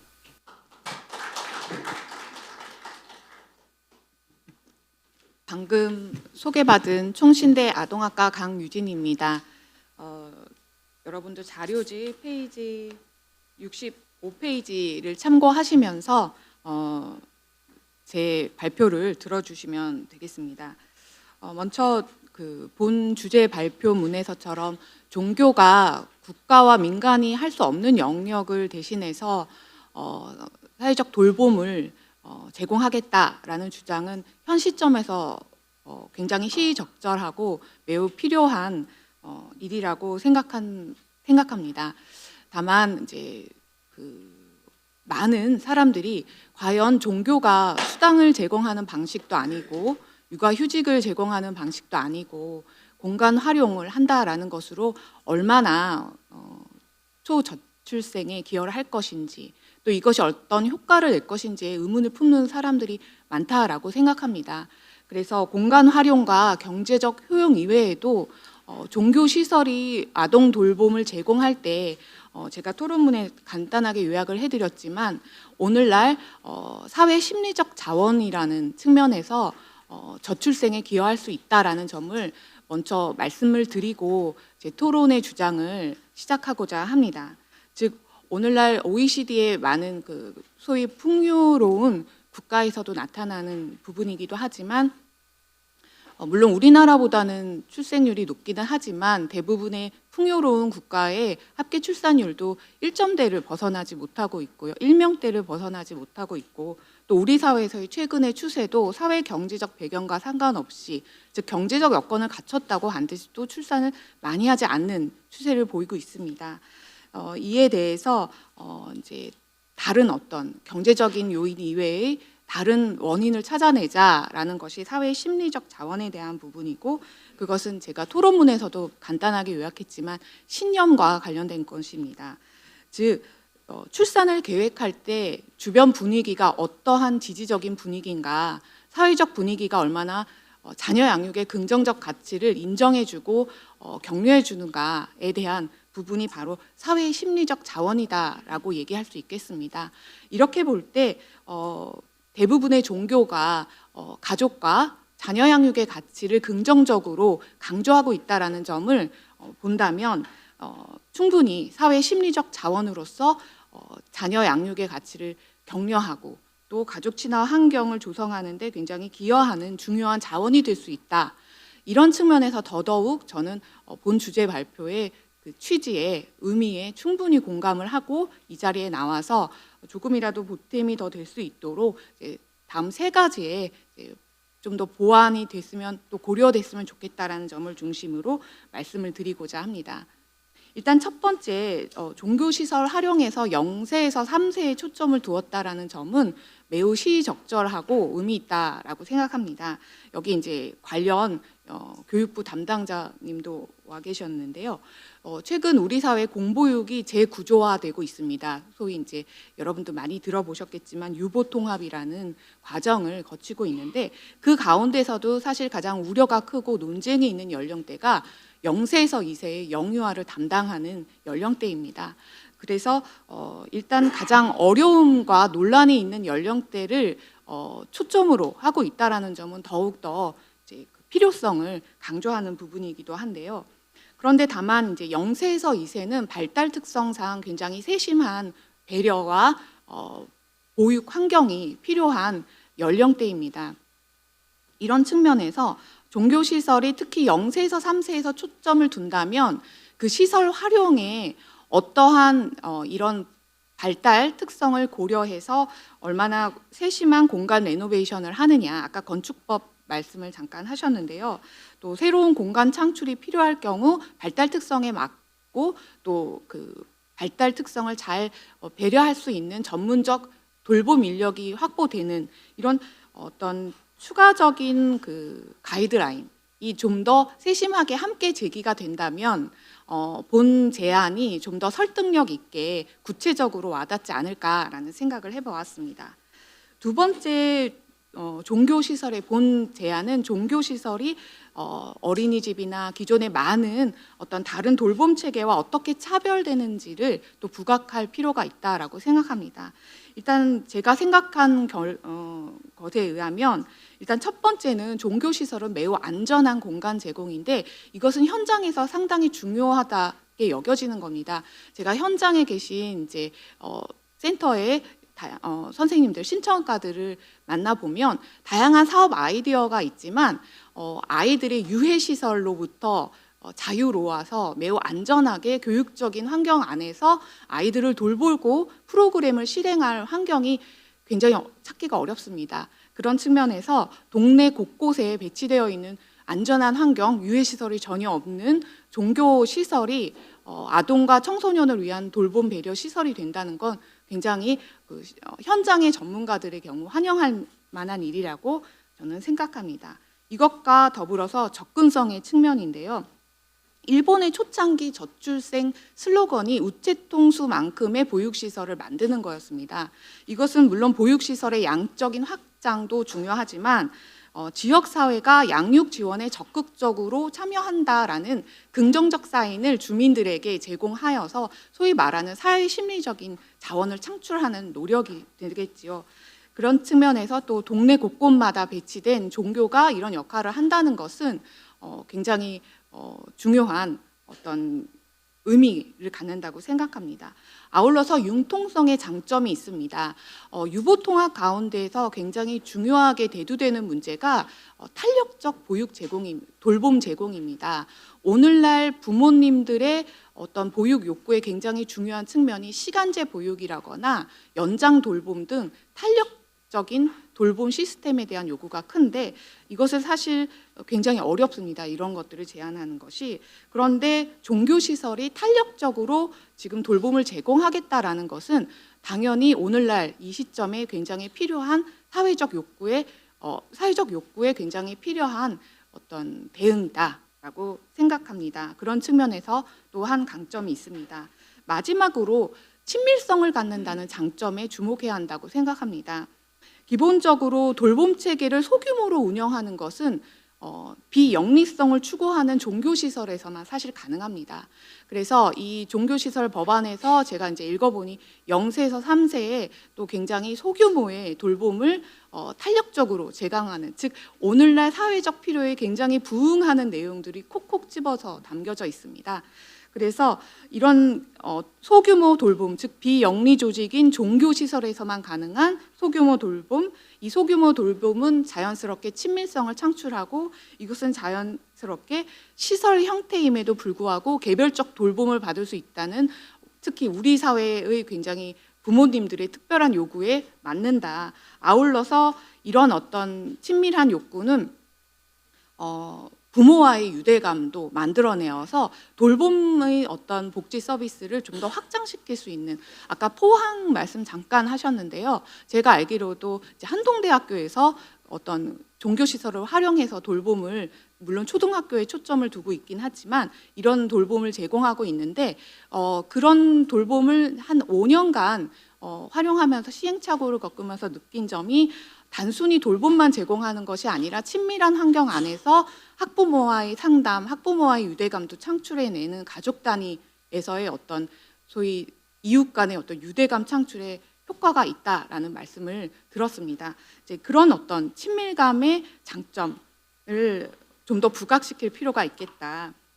세 번째, 마지막으로는 본 제안, 즉 종교시설의 어떤 돌봄 제공이 사실 어떻게 비종교 젊은 세대를 사로잡느냐에 대한 부분입니다. 전국 데이터가 꾸준히 발표하고 있는 전국 데이터에서 본 바에 의하면 25세에서 39세 젊은 세대의 소위 무종교 비율이 70%를 넘습니다. 즉 종교시설을 활용해야 하는 젊은 부부들이 비종교인일 가능성이 훨씬 높다라는 것이죠. 이들이 거리낌 없이, 장벽 없이 발걸음을 멈추게 하기 위해서는 이 종교시설 돌봄 제한이 종교 영역을 더 넘어서 사회적 공공성과 보편적인 어떤 역할을 담당하는 것이다라는 메시지가 좀 더 강력하게 제공되어야 한다라고 생각합니다. 오늘날 다 아시다시피 노인 돌봄이든 아동 돌봄이든 이것이 개인과 이제 가족의 돌봄 역할이 아니라 개인과 사회의 책임이라는 부양 책임의 변화가 굉장히 가시적으로 드러나고 있는데요. 이것은 거꾸로 개인과 사회의 돌봄 부담이 훨씬 높아졌다라는 의미고, 따라서 종교시설이 돌봄을 분담하겠다라는 것은 종교 영역을 넘어서서 사회적인 어떤 공공성, 보편적인 욕구에 부응하는 그런 사회적 역할이라는 측면에서 사실 의미가 있습니다. 또한 유보통합이 진행되면서 이제 제가 지역사회, 작은 지역사회 회의를 참석하다 보면 이제 교육청으로 보육 예산들이 많이 이관이 돼야 되는데 그 가운데에서 지역사회가 보육 사업이지만 그 안에는 돌봄 말고도 다양한 사업을 진행하는 그 예산들이 굉장히 이것들을 어떻게 해야 할지에 대한 고민이 크다라고 들었습니다. 따라서 종교시설의 돌봄 제공은 굉장히 지역사회와의 협력 가능성이 크다라고 생각합니다. 왜냐하면 지역사회는 뭔가 보육 사업은 계속 해야 되는데 예산은 교육청으로 넘겨야 하고, 그렇다면 보육 사업은 위축이 되는데 과연 어떻게 좋은 파트너를 만나느냐에 대한 초점이죠. 그런 측면에서 서울형 키즈 카페나 아니면 충청남도 마을 공동체, 또 방금 소개하셨던 다양한 지역사회의 협력 모델은 이렇게 꼭 종교를 떠나서 사회적으로 어떤 보편적인 당연한 필요에 부응한다라는 메시지에 충분히 그 역할을 다할 것이다라고 생각합니다. 마무리를 하자면 오늘의 노력은 결국 종교 공동체 안에서뿐만 아니라 좀 더 확장된 지역 사회 안에서 자녀 양육의 가치를 좀 더 규범을 인식하게끔 하고, 그것이 또한 젊은 부부에게 좋은 자원으로서 작용하게끔 하는 선순환의 어떤 기여를 할 수 있을 것이고, 그것을 통해 교회는 어떤 사회적 역할과 책임을 다한 것이다라는 생각으로 오늘의 토론을 마치고자 합니다. 감사합니다. 예, 감사합니다. 한 교수님께서는 종교시설 활용 문제를 조금 더 넓은 시각에서 돌봄뿐만이 아니고 지역사회하고의 연계도 강화할 수 있고, 또 수요자한테는 여러 가지 탄력적인 수요에 대처하고 친밀감도 줄 수 있고, 아무튼 꼭 필요한 일이기도 하지만 이것이 갖는 여러 가지 점에 대해서 자세하게 설명을 해주셨습니다. 감사합니다. 다음 토론자는 바로 이 문제를 담당하고 계신 우리 교육부의 영유아 정책 총괄과에서 오신 원대한 사무관님께서 발표해 주시겠습니다. 안녕하세요. 저 교육부 영유아정책총괄과 원대한 사무관이라고 합니다. 먼저 이렇게 토론할 수 있는 기회를 주셔서 정말 감사하고요. 앞서 이제 원장님과 교수님 말씀해 주신 대로 저출생 고령화 시대에 이제 특히나 이제 소외된 지역의 이제 아동들의 원활한 돌봄을 위해서 종교시설 돌봄이 필요하다라고 하는 취지에는 굉장히 공감을 하고 있습니다. 사실 저는 이제 어떻게 보면 이제 일선에 있다 보니까 발제 자료를 보고 이제 지금은 어린이집이 얼마나 더 줄었나 이제 확인을 좀 해봤는데 받자마자 해봤거든요. 올해 10월 중순 기준으로 이제 벌써 올해만 해도 이제 1,500개가 더 줄어든 상태더라고요. 그래서 이제 점점 이렇게 어린이집이 감소하고 있는 상황에서 종교 시설을 활용한 어린이집뿐만 아니라 이제 아동 돌봄의 기능을 이제 수행하는 거에 대해서는 그 취지에 대해서는 굉장히 공감하고 있습니다. 특히나 이제 저는 이제 이 자리에 이제 오게 된 게 영유아 보육법 관련해서 이제 담당을 하고 있어서 이제 관계자로서 이제 오게 돼서 이제 그 입장에 대해서 조금 말씀을 드릴게요. 저는 사실 앞서 이제 발제해 주신 분과 토론자분께서 필요한 이유나 이런 것들에 대해서 워낙 잘 말씀을 해주셔서 제가 동거반복할 이유는 없을 것 같고요. 그 방법에 대해서 조금 이제 제가 가지고 있는 생각들을 좀 말씀드리려고 합니다. 말씀해 주신 대로 어린이집뿐만 아니라 모든 아동 돌봄 시설에 대해서 이제 종교 시설이 할 수 있도록 하려고 한다라고 하면 사실 영유아 보육법만의 개정보다는 조금 더 포괄적인 규정 개정이 필요합니다. 사실 영유아 보육법뿐만 아니라 다른 법에 적용을 받는 시설들에 대해서 다시 개정을 하고자 한다면 발제자분께서 말씀해 주신 대로 문샷 법안이라고 했을 때 굉장히 개정에 좀 난항이 있을 걸로 생각은 되기는 한데, 그 과정을 여러 번 반복한다 하면 이제 조금 시기가 더 지연이 되지 않을까 하는 좀 생각이 들어서 드는 동시에 제가 알기로는 모든 어린이집은 아니지만 일부 의견이 이제 종교시설이 어린이집을 들어왔을 때 일종의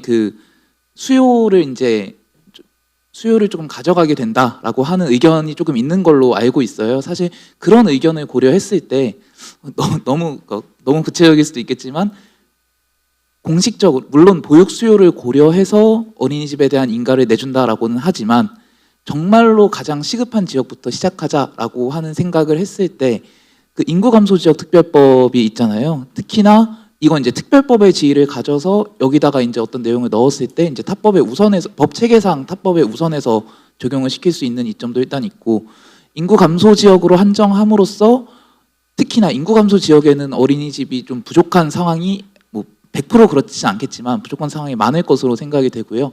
그래서 인구 감소 지역부터 시작한다라는 생각으로 그쪽 관련 법률에 어린이집뿐만 아니라 뭐 다돌이나 뭐 지하생 같은 뭐 아동 돌봄 시설도 뭐 추가를 해서 뭐 한 번에 뭐 법제화를 한다거나 하는 방법도 저는 좋을 것 같다는 생각을 했습니다. 그리고 이제 사실 제가 처음에 이제 받아봤을 때 내용을 이제 미리 전에 받았을 때는 이제 영유아보호법 개정문에 대해서만 사실 받아보기는 했었는데, 이제 교수님께서 이제 원장님께서 발제해 주신 내용들을 들었을 때 이제 제가 이해한 바로는 이제 종교시설에 어린이집을 설치하는데 이제 걸림돌이 되는 부분들이 이제 용도, 그리고 뭐 직접적으로 말씀을 주시지는 않으셨지만 아마 설치 기준에 대해서도 뭔가 이야기가 돼야 될 것 같기는 해요. 그래서 이후 이제 뭐 자유롭게 발언할 수 있는 기회가 있으면 이제 사실 건축법에 대해서는 저는 그렇게 잘 알지는 못해서 조금 이 부분에 대해서는 저도 이제 이후에 한번 좀 더 여쭤보고 싶긴 합니다. 그래서 너무 이제 사실 좀 실무적인 얘기로 간 것 같기는 하지만 그래도 이제 가능한 어쨌든 법안을 입안을 할 때 있어서는 그 절차를 보면 다양한 이해관계자들의 의견을 수렴을 해서 결국에는 이제 법이 통과가 되어야만 이제 이게 실현 가능하다라는 것을 생각을 했을 때 보다 포괄적인 범위에, 그리고 보다 많은 사람들의 의견을 조금 들어서 좀 갈등의 여지가 최대한 없는 방향으로 법안 개정이 이루어지면 어떨까 하는 생각이 있습니다. 네, 다시 한번 그 취지에는 공감을 드린다고 말씀을 드리고 이만 저는 마치겠습니다. 감사합니다. 예, 감사합니다. 실무자로서 아주 좋은 제안을 해주신 것 같습니다. 여러 법령이 겹치니까 일일이 다 그거 하려고 그러면 시간이 많이 소요될 테니까 인구 감소 특별법처럼 특별법에 기대서 하면 시간이 단축될 수 있을 것이다 하는 좋은 제안이시고요. 그다음에 여러 이해 당사자들의 갈등을 최소화하는 그런 지혜도 우리가 필요하다, 이런 말씀이었습니다. 고맙습니다. 다음은 국토교통부에서 나오신 건축정책과의 최정우 사무관께서 말씀해 주시겠습니다. 네, 안녕하세요. 국토교통부 건축정책과에서 근무하고 있는 최정우 사무관이라고 합니다.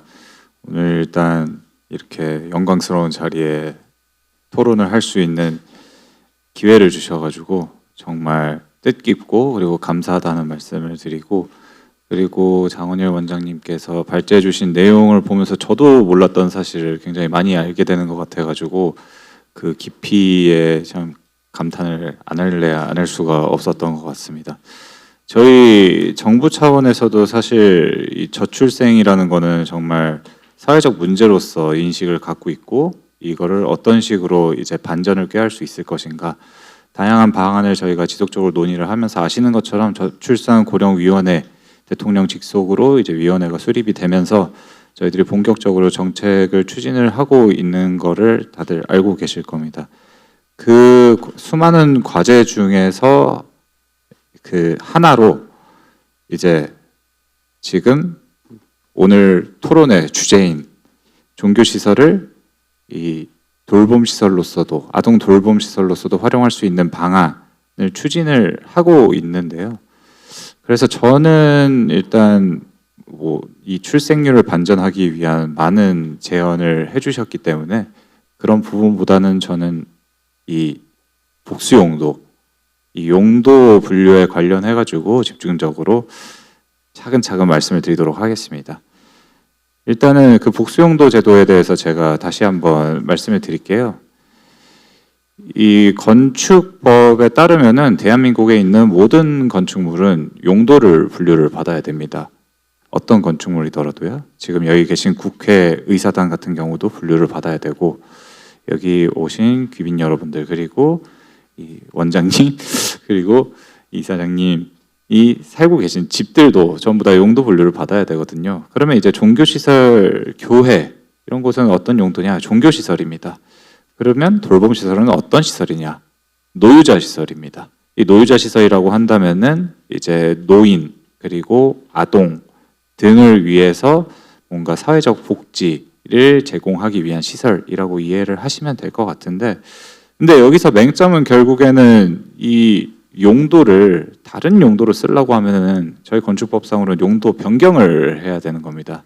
이 용도 변경을 안 할 수 있는 경우는 없다라고 말씀을 드릴 수 있을 것 같아요. 지금 건축법상 1960년도부터 이게 비단 우리나라뿐만 아니고 이 다른 나라 선진국들도 다 용도 체계가 있습니다. 물론 우리나라처럼 목적이 뭐냐로 나누는 나라도 있고, 아니면은 미국처럼 이 실제로 제실자의 밀도가 어느 정도냐로 나누는 경우도 있습니다. 결국에는 이 용도가 달라지면은 용도를 바꿔야 되는 거는 모든 나라의 공통이다라고 생각하시면 될 것 같습니다. 자, 그러면은 결국에는 여기서 궁금증이 생기실 겁니다. 아니, 종교시설, 대표적으로 종교시설이라고 저희들도 이미 국토부 내부에서 생각을 하고 있는데, 종교시설은 아시다시피 주일, 주말에 모여가지고 본격적으로 활용되는 공간이라고도 볼 수 있지 않습니까? 그러면 평일에는 사실상 유휴 공간으로서 활용되는 경우가 굉장히 많은데, 그 유휴 공간인 상태를 그대로 다른 용도로 쓸 수가 없느냐? 이게 원래는 안 됐었습니다. 아니, 일단은 종교시설로 용도를 받았으면 종교시설로 계속 쓰셔야죠. 뭐 평일에도 종교시설로 어떻게든 사용을 하셔야 됩니다라고 했었는데, 어쨌든 정부 정책 방향이 이런 유휴 공간의 효율적 활용이라는 아젠다는 예전부터 계속 지속되어 왔었습니다. 그거를 이제 저희들이 좀 개선을 하기 위해서 복수용도 제도를 아까 원장님께서 말씀을 하신 것처럼 16년도에 제도를 도입을 했습니다. 다만 여기서 맹점이 있습니다. 이 용도는 이제 또 시설군으로 분류가 됩니다. 시설군이라고 한다면은 총 그 7개의 시설, 9개의 시설군으로 분류가 되는데, 이 시설군끼리 뭔가 이 시설군 내에서 복수 용도로 활용을 하려고 하면은 이건 이제 그냥 신고 대상입니다. 지자체에다가 뭐 예를 들어 가지고 종교시설로 예를 들게요. 이 종교시설은 문화 및 집회시설군에 들어가 있습니다. 문화 및 집회시설군이라고 한다면은 뭐 문화시설도 들어가 있겠죠. 종교시설 말고. 나는 이 종교시설을 문화시설 그리고 종교시설로도 쓰려고 합니다. 허가를 해주십시오. 라고 지자체에 말을 하면은 지자체가 이제 요건을 보겠죠. 뭐 시설 요건을 갖췄나? 뭐 입지가 맞나? 내부적으로 검토를 하고 맞네요. 허가해 주겠습니다. 이게 굉장히 간편한 방식인 겁니다. 그런데 맹점은 이 노유자 시설, 그러니까 아동 돌봄 시설이랑 종교 시설을 함께 사용을 하려고 할 때 예를 들어서 여기서 문제가 발생할 수 있습니다. 왜냐하면 이 두 용도는 다른 시설군에 있거든요. 다른 시설군에 있으면은 복수 용도를 지정을 못하는, 지정할 수 있습니다. 지정할 수 있습니다. 근데 다만 다른 점은 이 건축위원회 심의를 한 번 더 거쳐야 됩니다. 건축위원회 심의를 거친다고 했을 때 이 명확한 기준이 있다기보다는 지자체가 자체적으로 적의 판단을 해서 지자체의 요건에 맞게, 예를 들어 가지고서는 어느 정도 이 아동 돌봄 시설의 활성화를 고려를 하고 있는 지자체라면 그 심의를 자체적으로 좀 완화를 할 수도 있겠죠. 아니면은 뭐 이 너무 우리 지자체 내에는 돌봄 시설이 너무 많다, 어린이에 비해서. 그렇다면 물론 이거를 거절할 수는 없습니다. 시설 요건을 갖췄으면은. 다만 이 시설 요건을 조금 더 보완을 해와라라는 식으로 할 수 있는데, 이런 것 자체가 좀 어느 정도 행정 절차에 소요되는 시간을 지연시키는 것이 아니냐. 이 절차만이라도 좀 간소화를 해주면 안 되겠느냐라는 건의가 굉장히 많았었습니다. 네, 저희 아까 그 아우리 건축정책연구원의 그 연구 보고서를 말씀하셨는데 저희도 그거를 굉장히 눈여겨봤었거든요. 이 심의 절차라는 것이 과연 반드시 필요한 것인가? 저희가 그 건축정책연구원이 국토교통부 옆에 있습니다. 그래서 저희가 자주 연락을 하면서 이거에 대해서 많은 토의를 했었거든요. 그래서 저희 결론은 이 정부의 아젠다, 예전부터 저희들이 지속적으로 추진을 했었던 아젠다, 즉 유휴 공간의 효율적인 활용을 위한 어떤 저희들의 어떤 취지와 그리고 이 종교시설, 즉 이 국가적인 어떤 사회적 문제, 그 저출생의 시대를 반전시키기 위한 이 종교시설을 아동 돌봄시설로서도 활용을 하려는 수요, 이 두 그 방향과 수요가 맞게 되면서 저희들 이번에 국토교통부에서 그 건축법 시행 규칙을 개정을 해가지고 우선은 종교시설과 노유자 시설을 복수 용도로 지정을 할 때 건축위원회 심의를 거치지 않도록 저희들이 지금 개정을 추진을 하고 있습니다. 추진을 어느 정도 했냐고 물어보실 수 있는데 사실상 조만간 된다고 말씀드릴 수 있을 것 같아요. 이게 아무래도 꽤 파격적인 규제 개선이다 보니까 이게 규제로 걸리지가 않아가지고 그러면 규제가 아닐수록 이 입법이 통과되는데 시간이 적게 걸리거든요. 어쨌든 간에 저희가 예전부터 염원했었던 이 복수용도 제도, 말씀하신 것처럼 이게 그렇게 활성화가 되지가 않고 있습니다. 이거를 인지를 못 하시는 분들도 있고, 그리고 이런 각종 심의, 행정 절차에 소요되는 시간을 고려를 해서 난 모르겠고 일단은 지금 당장 쓰는 용도 하나로 분류를 받자라는 경우가 굉장히 많았어요.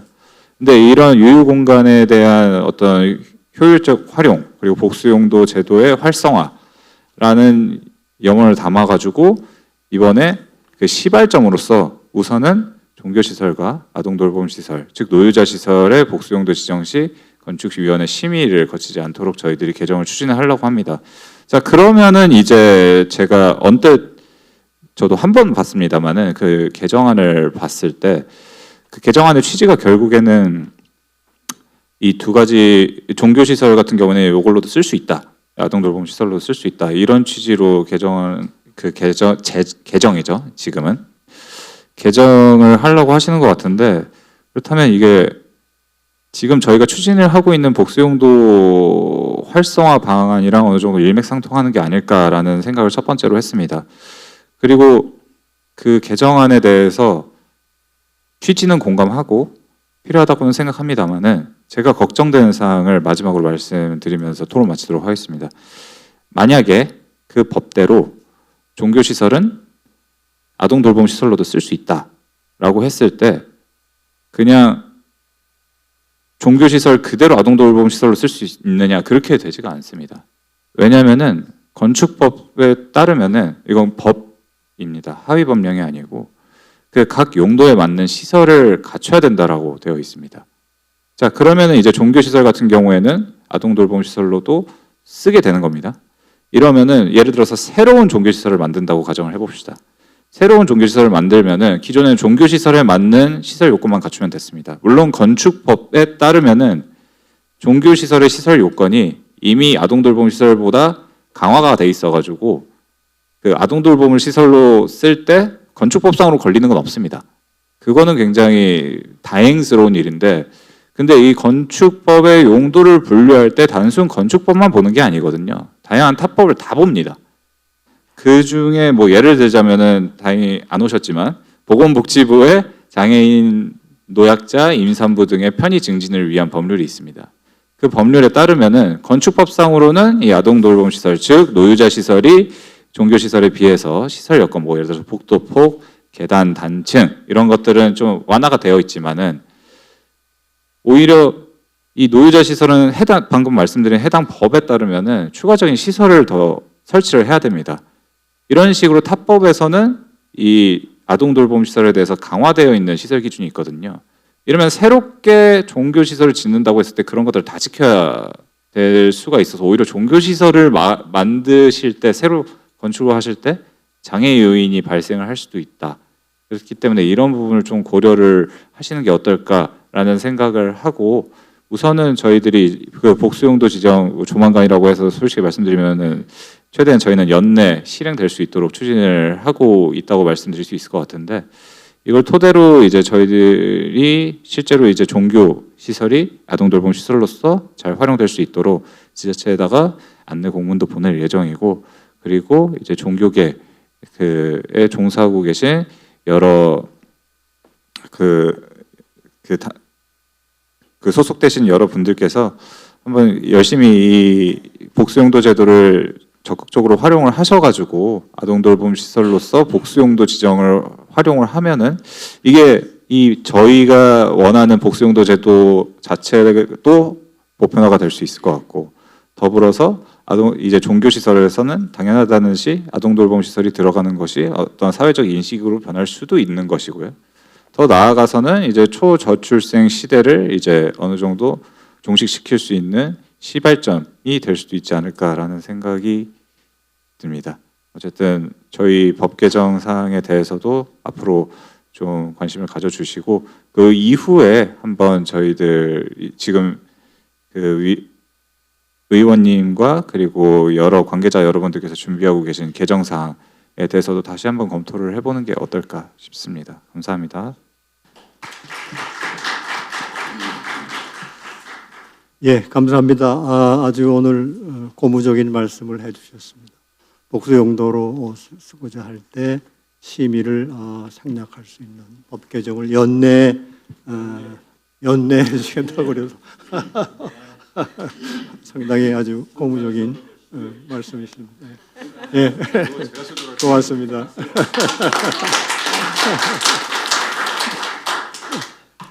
다음은 실제로 어린이집을 운영하고 계신 우리 부천시 이웃사랑 어린이집의 조선경 원장님께서 발언해 주시겠습니다. 네, 안녕하세요. 예, 저는 부천시라고 써 있는데 인천 부평구입니다. 인천에서 왔고요.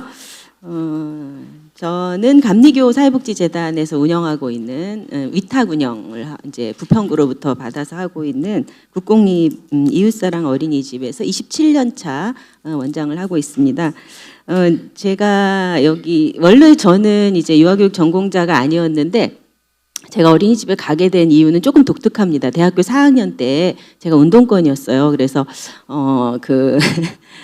자원봉사를 갔는데 타가소에 갔습니다. 구로공단에 있는 타가소. 타가소에서 그곳에 가서 이제 자원봉사를 하다가 학교를 졸업하면서 이 타가소에서 무자격 타가교사를 한번 해봐야 되겠다. 그때만 해도 영유아보육법이 만들어지기 이전 당시였기 때문에 뭐 자격이 뭐가 필요하고 뭐 이렇게 아무 정부 지원이 없었으니까 뭐 그런 건물에 대한 것도 없고 그랬습니다. 그래서 그걸 기독교 여성 단체가 이제 운영하고 있는 타가소에서 타가교사를 한 것이 계기가 되어서 1년 동안 이제 무자격 타가교사를 하다가 이렇게 정말로 공부도 하지 않고 아이들 앞에 교사로 선다는 것이 참 위험하고 무모한 일이구나 싶어서 이제 유아교육에 편입을 해서 공부를 제대로 하고, 그리고 이제 인천의 이 어린이집에 원장이 돼서 갔습니다. 30대 초반이었으니까 정말 너무나 준비되지 않고 철이 없는 나이에 정원 140명의 장애아 12명이 있는 어린이집에를 가게 됐습니다. 그래서 20년 넘게 한 130명, 40명의 아이들을 보육을 했고요. 대기자가 항상 400~500명 정도 됐습니다. 저희 어린이집 오려면 10년을 기다려야 된다는 소문이 날 정도로. 근데 이제 뭐 아시다시피 초저출생 시대가 되면서 아이들이 줄기 시작했는데 어떤 일이 발생했냐면 한 5, 6년 전부터 1년에 10명씩 줄어드는 거예요. 그래서 저희 어린이집이 올해 70명 정도의 아이들, 70몇 명의 아이들을 보육을 하게 됐고, 내년도 재원생과 신입생을 합쳐서 60몇 명밖에 되지 않습니다. 그래서 진짜 주변에서 문 닫는 어린이집들이 너무나 많고 네, 그런 상황 속에서 정말 이 대한민국이 어떻게 될까 하는 걱정을 참 많이 하던 차에 이런 토론회를 한다고 해서 제가 그러면 내가 나가서 어떤 말이라도 어떤 도움이라도 드리고 싶다 그래서 이제 손 들고 이제 나왔습니다. 오늘 이렇게 충실한 발제를 해주시고 이렇게 전 사실 배우려고 왔습니다. 어떤 상황이고 우리가 무엇을 해야 될지에 대해서 잘 들어보고 싶은 마음으로 왔는데요. 충실한 발제를 해주신 장원일 박사님께 이제 존경의 그 마음을 표하고요.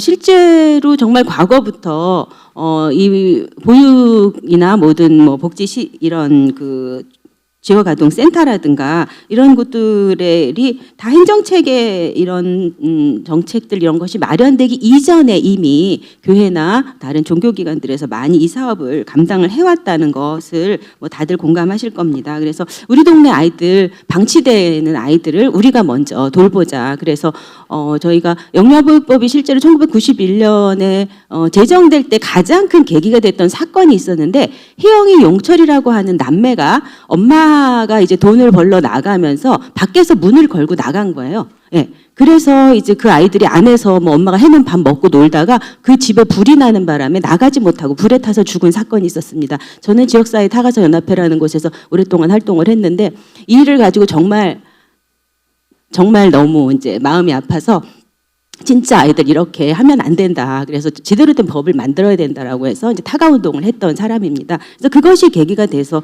91년에 이제 영유아보육법이 제정이 되었고요.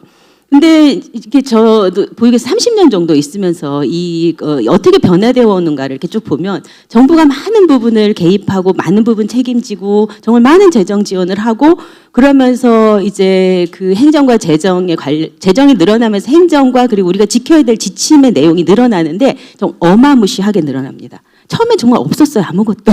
근데 30년이 지난 지금은요, 저희가 보육사업 안내라고 하는 지침을 받습니다. 어린이집 원장들이 이제 그걸 반드시 지켜야 돼요. 그거 안 지키면 뭐 거의 뭐 이제 무슨 일이 나죠. 벌금을 내거나 뭐 이제 잘리거나 그렇습니다. 근데 지침의 내용이 한 600페이지, 700페이지 됩니다. 그래가지고 다 알 수도 없고 이제 검색을 해서 이렇게 찾아야 되는 그런 정도의 이제 엄청난 책임을 가지는 이제 일이 됩니다. 그래서 저희 사회복지재단, 감리의 사회복지재단이 전국 최대 이제 그 복지재단인데 몇 년 전에 제가 공문을 받았습니다. 앞으로 우리 사회복지재단에서는 국공립 어린이집 위탁은 없다.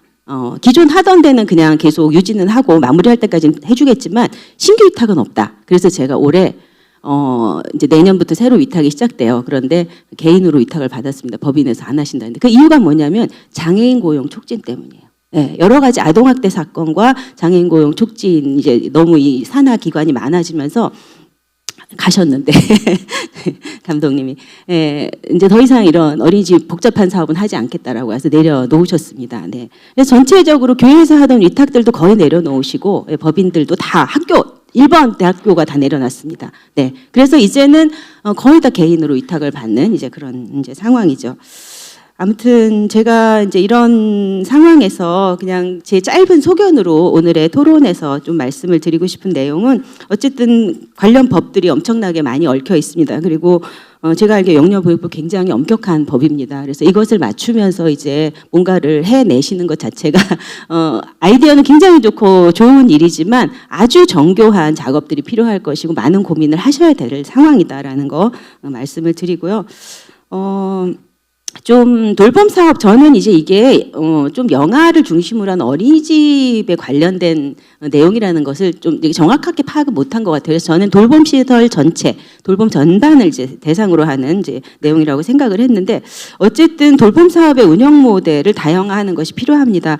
다양화를 한다 그러면은 이 지역에는 뭐가 필요하냐? 그리고 각 그 기관이 가지고 있는 물적, 인적 자원 이런 것들을 잘 파악해서 휴일 돌봄이나 방과 후 돌봄, 그리고 놀이공간 개방, 문화체험 프로그램 같은 것들을 개발해서 제공하는 일이 될 것입니다. 그런데 보면은요, 이미 제도권 안에서 어마무시한 일을 하고 있습니다. 어린이집 외에도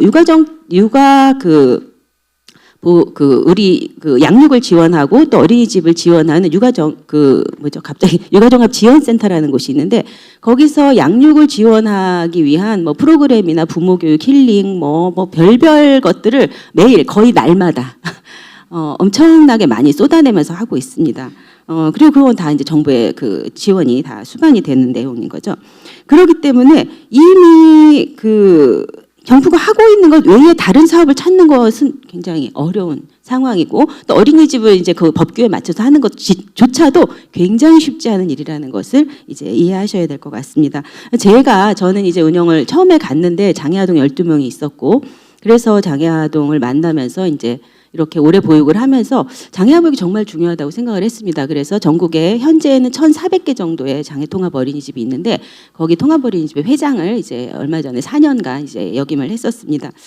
그러면서 조금 앞으로 종교계는 기존 제도권에서 담아내지 못하는 일들을 먼저 고민하고 먼저 앞장서서 해나가는 일, 과거에 우리가 그랬듯이 그것이 필요하다고 보는데 그 사각지대가 저는 장애아동이라고 생각합니다. 장애아동들이 정말 어린이집에 가서 제대로 된 그 교육과 돌봄 이런 것들을 받는 것이 쉽지 않습니다. 예, 어디 가서 눈칫밥 먹고요. 가도 투명인간 취급당하고 방임을 하는 일도 너무 많습니다. 실제로 그 어린이집이 정원 충족률이 굉장히 이제 떨어지고 있어요. 평균 70%밖에 되지 않습니다. 그러니까 어린이집에 장애가 있는 아이들, 뭐 발달 지연이 있는 아이들이 오더라도 그 원에 적합한 서비스를 줄 수 있는 그 전문 인력도 없고 공간과 준비된 내용이 없더라도 애들을 내보내지 않습니다. 데리고 있어요. 그냥 데리고 있어요. 그러면서 보육료 받으면서 그래서 이 아이들이 정말 참 좋은 교육을 받았으면 좋겠는데 심지어는 어떤 일이 있냐면 요즘 특수교육 대상 그 장애아동들이 굉장히 많이 늘어나면서 저희 어린이집에서 장애아로 장애아로 교육을 받았던 아이가 학교에 가서 특수교육 대상자로 선정을 받는 과정에서 떨어지는 일들이 있습니다. 너무 대상자가 많고 학교에서는 이 얘네들을 다 감당을 할 수 없으니까 조금 자폐 중에서도 이제 말을 한다거나 뭐 약간 지능이 있는 아이들을 이제 특수교육 대상자를 안 주는 거예요. 그래서 그런 엄마들이 전국에서 모여가지고 수천 명, 듣기로 몇백 명이래요. 몇백 명, 몇천 명 단위인데 엄마들이 모임을 이제 만들었다고 하더라고요. 그래서 그 어머니를 제가 만난 적이 있었는데 이런 아이들에 대한 정말 대책이 없습니다. 그리고 실제로 제가 가까운 이제 그 가정 내에도 있는데 경계선 지능을 가진 사람들도 너무나 많아요. 아이들이. 그래서 이런 아이들이 어디 가서 어린이집이나 유치원이나 학교를 가더라도 다 이상한 아이란 취급을 받고 왕따를 당하고 정말 마음이 다 망가져가지고 나중에 이제 정신적인 문제로 가는 아이들이 정말 많은데 저는 진짜 종교계가 이런 그 소외된 아이들을 챙기고 이 아이들을 위해서 무엇을 할 것인가에 대한 정말 큰 고민을 해야 될 때라고 생각합니다. 그래서 저는 지금 인천 지역에서 발달장애인 지원센터가 지원하고 있는 장애영유아 부모교육 사업을 담당하고 있습니다. 몇 년째 하고 있는데 정말 의미가 있어요. 어머니들이 진짜 마음을 어디다 쏟을 데도 없고 정보를 얻을 데도 없는데 그래도 이곳에 와서 내가 교육을 받고 동료 엄마들을 만나고 또 아이를 키운 부모를 선배 부모를 만나면서 정말 어두웠던 얼굴들이 환해지고 너무너무 행복해하시는 모습을 봅니다. 그래서 네, 제도권 안에서 지원을 잘 받으면서 하는 사업도 중요하지만 우리가 교회나 종교계가 갖고 있는 건 뭐예요? 우리가 건물도 있고 헌금도 있고 네, 많은 자원을 가지고 남들이 안 하는 거 네, 진짜 힘든 일들 그런 일들을 감당해 나가는 것이 진짜 빛과 소금이 되는 길이라고 네, 생각합니다. 네, 그래서 저는 여기까지 말씀드리겠습니다. 고맙습니다. 네. 실제 어린이집 운영하면서 느끼신 말씀 해주셨고요. 특별히 이 장애아들을 위한 돌봄을 우리 종교시설에서 좀 활성화시켰으면 좋겠다는 좋은 말씀 감사합니다. 이제 우리 토론자 한 분 남으셨는데요. 우리가 이 방을 쓸 수 있는 게 12시까지 쓸 수 있답니다. 나중에 혹시 발제자께서 이제 쭉 토론자의 얘기를 들으시고 거기에 대한 또 반응도 우리가 듣고 해야 되니까 죄송하지만 우리 하효석 학부모님 요지만 간략히 발표해 주시면 좋을 것 같고요. 그동안에 느끼셨던 것 중심으로 수요자 입장에서 얘기했으면 좋을 것 같습니다. 네, 일단은 두 딸아이를 키우고 있는 학부모로서 이렇게 저출생 및 아동 돌봄에 대해서 관심을 갖고 이런 시간을 갖게 해주신 것을 부모로서 감사를 드립니다. 저는 특별히 전문가는 아니고 아이를 낳고 키우고 어린이집에 보냈던 그 삶을 돌아보면서 오늘의 이 주제에 관련된 이야기들을 나눠보면 좋겠다 싶어서 2개 정도로 정리를 해왔었는데요. 일단 제 생각에 저출산에 영향을 미치는 것들 중에 큰 것은 출산과 초기 영아 시절에 대한 육아에서 오는 힘든 시견을 이겨낼 수 있는 어떤 도움이 있으면 좋겠다. 그걸로서 저는 이제 동질 집단에 대한 이야기를 생각을 해봤었는데 뭐 산후조리원 동기라던가 아니면 어린이집 엄마 모임 이런 모임들이 있는데 이것들이 어떻게 보면 아이를 낳고 그다음에 육아를 하면서 겪는 초보 엄마, 초보 아빠들이 갖게 되는 스트레스를 해소할 수 있는 되게 큰 창구가 된다고 생각을 합니다. 뭐 큰 중요한 이야기를 하거나 정책을 나누는 건 아니지만 그 모임을 통해서 서로 육아를 어떻게 하는지 스트레스를 서로 이해하고 공감 받으면서 줄여나가고 건강한 가정을 꾸려나갈 수 있는 기회가 된다고 생각을 하기 때문에 이런 모임이 있으면 참 좋겠다 생각을 했었는데, 제가 지금 다니고 있는 교회에서는 부부 청년이라는 모임이 있고, 이게 이제 돌봄 시설은 아니지만 이제 먼저 앞서 나갔던 선배들의 육아의 고충, 그다음에 노하우들을 듣고 나눌 수 있는 시간들이 되거든요. 그게 큰 위로가 됐고 격려가 됐었던 기억이 있는데, 이러한 동질 집단을 구성할 수 있다는 점에서 만약 종교 집단에서 이런 돌봄 시설을 확충을 한다면 그 과정 안에서 모이는 부모들이 또 위로받을 수 있는, 또 배울 수 있는 기회가 되지 않을까. 또 제가 생각하는 모든 종교 집단은 그 집단 내 구성원을 양육하고 성장할 수 있도록 돕는 역할을 한다고 생각을 하거든요. 그래서 그런 생각 속에서도 이 부모들에게 이게 큰 힘이 될 수 있고, 이 힘이 어떻게 보면은 그 육아에서 겪는 다양한 심리 정서적인 어려움을 극복해 나갈 수 있는 도움이 될 수 있을 거고, 이것이 그 동네에, 이 지역에 있는 사람들에게 퍼짐으로써 이 육아나 출산에 대한 두려움을 낮출 수 있는 하나의 조건이 되지 않을까, 이런 생각을 해봤고요. 두 번째는 제가 이제 어렵게 느꼈던 것 중에 하나가 어린이집을 선택하는 부분에 있어서인데, 제가 지금은 신혼희망타운이라는 아파트에 살고 있고, 거기가 이제 그 정체성상 아이들이 되게 많은 지역인데, 이 아파트에 어린이집이 딱 하나가 존재를 해요. 근데 이 어린이집은 당연히 경쟁률이 높고, 또 어린이집 경쟁률 중에 단지뿐만 아니라 주변 단지에 있는 아이들도 받아야 되는 이런 규칙이 있더라고요. 그래서 들어가기가 쉽지 않은데, 이게 제가 지금 이사를 한 3번 정도 하면서 어린이집을, 집 근처에 있는 어린이집을 가고자 하면 항상 사람이 많았고, 희한하게 저희 집 근처는 어린이집은 사람이 항상 많았던 것 같아요. 그래서 주변을 제가 알아서 검색을 해야 되고, 어린이집에 대한 평판을 제가 알아서 조사를 해야 되는데, 이게 생각보다 쉽지가 않습니다. 그리고 이제 좀 멀리 떨어져 있는 어린이집을 보내자면 차량을 이동을 하거나 아니면 출퇴근하는 가정 가운데 아이들을 이렇게 보내야 되는 어려움이 생기는데, 차량으로 보내자니 차량 보낼 때 생기는 비용적인 부분이나 안전에 대한 염려가 매우 크고, 제가 이제 도보로 데려가자니 이것도 또 오는 여러 가지 부담들이 있기 때문에 집 근처에 있는 어린이집을 보내고 싶은데 그게 쉽지 않다라는 생각을 할 때 참 많습니다.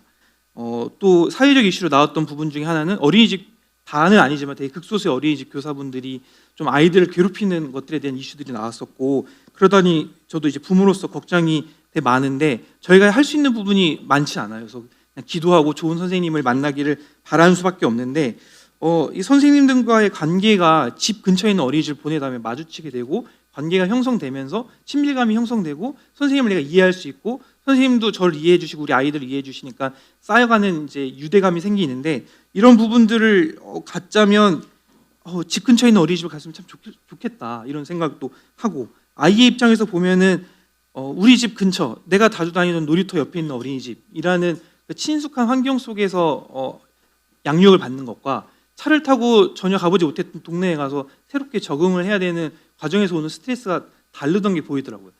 집 근처에 있는 어린이집을 가더라도 학기 초에는 아이들이 안 가려고 울고불고 난리를 치는 모습을 겪었고 보고 있는데, 이게 이제 차를 타고 이동할 때는 그게 좀 더 심했던 것 같아요. 그런 관점에서 조금 내가 사는 이 거주지 주변에 멀지 않은 곳에서 좀 마음을 놓고 아이를 보내고 돌봄을 받을 수 있는 환경이 구축이 된다면 얼마나 좋을까, 이런 생각을 항상 했었던 것 같습니다. 그리고 만약에 그 시설이 도덕적으로나 신앙적으로 조금 더 내가 믿을 수 있는, 믿음이 가는 단체에서 운영을 한다면 부모로서 거기 양육에서 오는 부담이 더 줄 수 있지 않을까, 이런 생각을 했거든요. 이런 분위기가 형성을 된다면 우리 주변에 있는 지인들에게 소개를 할 수 있을 때 좀 더 내가 자신감을 갖고 소개를 해줄 수 있을 거고, 또 고민하고 있는 동생들이 있다면 이런 이야기를 통해서 그들도 아이를 낳는 것에 대해서 양육을 하거나 육아를 하는 것에 있어서 부담을 줄일 수 있는 방법이 더 많이 생겼구나라는 것을 인지할 수 있게 된다면 어떻게 보면 그들의 시각에 변화를 줄 수 있는 단초가 되지 않을까, 이런 생각을 좀 해봤던 것 같습니다. 저는 여기서 마치도록 하겠습니다. 고맙습니다. 실제 수요자 입장에서 겪는 경험을 중심으로 좋은 말씀 주셨고요. 종교시설이 이런 돌봄을 하게 되면 종교시설의 공동체 안에서 같이 어울리는 분들하고 더 유대도 강화되고 아이들한테도 심리적으로 좋은 영향을 줄 수 있다는 이런 취지의 말씀이셨습니다. 지명된 5분의 토론자의 이제 토론은 끝났고요. 혹시 플로어에서 얘기 들으시면서 의견이 있으신 분 시간이 많지 않기 때문에 간단하게 한 하겠습니다. 1분 정도로 요약 간단하게 말씀해 저는 주시면. 노순규 국가기업포럼 대표였습니다. 상당히 그 시적절하고 또 특히 발제문이 상당히 알차가지고 제가 많이 정보와 시가 좀 들어봤습니다. 현재 우리나라 출산율 0.7 밑으로 떨어졌는데 이 심각한 문제거든요. 이걸 위해서는 이제 뭐 2명까지 올리면 더 낫겠지만은 그걸 위해서는 현재 자녀 저출산 대책으로 쓰는 돈이 1년에 30조 원 가까이 된단 말입니다. 이걸 갖다가 돌려가지고 애 놓으면 바로 이렇게 주는 거로 이렇게 하면 더 낫다는 생각이 들기도 하고요. 참고로 그 부영주택에서 돈을 그래 주니까 애를 팍팍 놓는단 말입니다. 예를 들고요. 두 번째 이제 그 여성가족부가 있는데 여성가족부가 규모가 적고 지금 역할이 약간 미비한데 이걸 갖다가 대폭 확대된다. 예를 들어서 현재 보건복지부에서는 복지를 갖다가 여성가족부로 옮겨야 됩니다. 옮겨가지고 여성가족 복지부에 가지고 가족과 자녀와 그 어르신은 같은 일맥을 통한다는 이걸 갖다가 묶어가지고 하는 것이 더 낫다고 생각한 거고요. 두 번째 이제 손주 돌보는 사람을 갖다가 수당 주는 것을 좀 제도화 시켜야 돼 이게. 무료로 하는 게 아니고 부모는 부모한테 아이 부모는 자기 어른의 할머니한테 한 달 한 200만 정도 줘요. 이래서 뭐 하여튼 보상되는 거를 좀 하고 과거에 치면은 서초동에서 30만 주기로 했는데 그게 아직까지도 제도 안 되는 걸 알고 있거든요. 두 번째 이제 여성들이 그 때문에 전 산후 때문에 직장에 좀 휴직할 때는 그 비용을 갖다가 100%까지요. 100%까지 더 올리는 걸로 하고요. 또 여성들에 대한 차별 금지하고 복귀할 때 반드시 의무 복귀를 시키고 직장에서 이제 또 종교 시설을 활용해야 됩니다. 이게 일요일 날 외에는 휴식 공간이 있거든요. 그러다가 어린이집으로 그 유치원하면 상당히 좋아요. 그래서 이 제도화 하나가 좀 완화해가지고 할 수 있도록 하고 마지막으로 말씀드리겠습니다. 이렇게 하면 이제 종교의 전도도 돼요. 그걸 통해 가지고 이래 가지고 우리 사회가 좀 더 전도도 되고 사회 활성화되고 또 자녀를 많이 놓으면 그 국가를 만들었으면 좋겠는데 오늘 발제만 상당히 딱 맞고 상당히 좋았습니다. 감사합니다. 예, 고맙습니다. 시간이 좀 있었으면 또 다른 분들도 청해서 얘기를 좀 들으면 좋을 것 같은데 죄송하고요. 마지막으로 우리 오늘 발제하신 우리 정원영님께서 토론자들 토론을 들으시고 느끼신 거를 중심으로 간략하게 말씀해 주시죠. 예, 귀한 말씀 감사하고요. 특히 우리 토론을 통해서 중요한 말씀 주신 거를 잘 참고해서 특히 우리 이제 교육부하고 또 우리 국토교통부 주시는 말씀 굉장히 중요한 말씀인데 앞으로 좀 논의를 좀 같이 할 수 있도록 그렇게 하겠습니다. 그걸 이제 마지막 지금 플로어에서 말씀을 하셨는데 저희들 주의해야 될 게 하나 있는데 이게 포교를 위한 어떤 전도를 위한 이렇게 접근하고 있지 않습니다. 이것은 지금 국가 정책의 가장 중요한 지금 독일의 이야기를 좀 드리고 싶은데 독일에는 디아코니아라고 하는 그 제도를 갖고 있는데 하루에 1000만 명을 돌보고 있고 그리고 그 청소년 시설, 노인 시설 이런 모든 그러니까 우리 사회 사각지대에 어떻게 하면 전교 시설들을 포함을 시켜서 그 사회가 건강한 사회를 만들어낼까?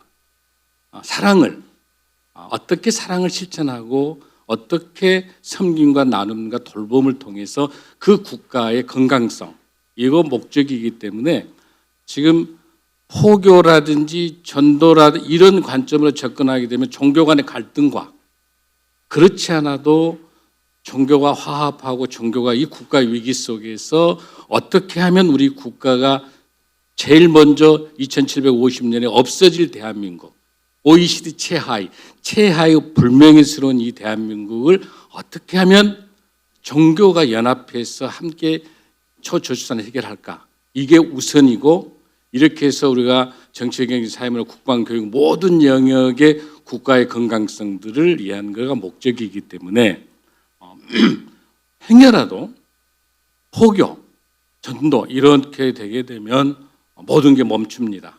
그래서 특별하게 강조드리고 싶은 것은 포교나 전도나 이런 것은 중요치 않습니다. 지금 오로지 초저출산 문제를 어떻게 종교가 연합해서 해결할 것인가. 모든 거를 380조를 써도 불가능하고, 우리 사회가 앞으로 정확하게 7년 후에 300만 명의 노동인구가 없어져서 부산시가 없어집니다.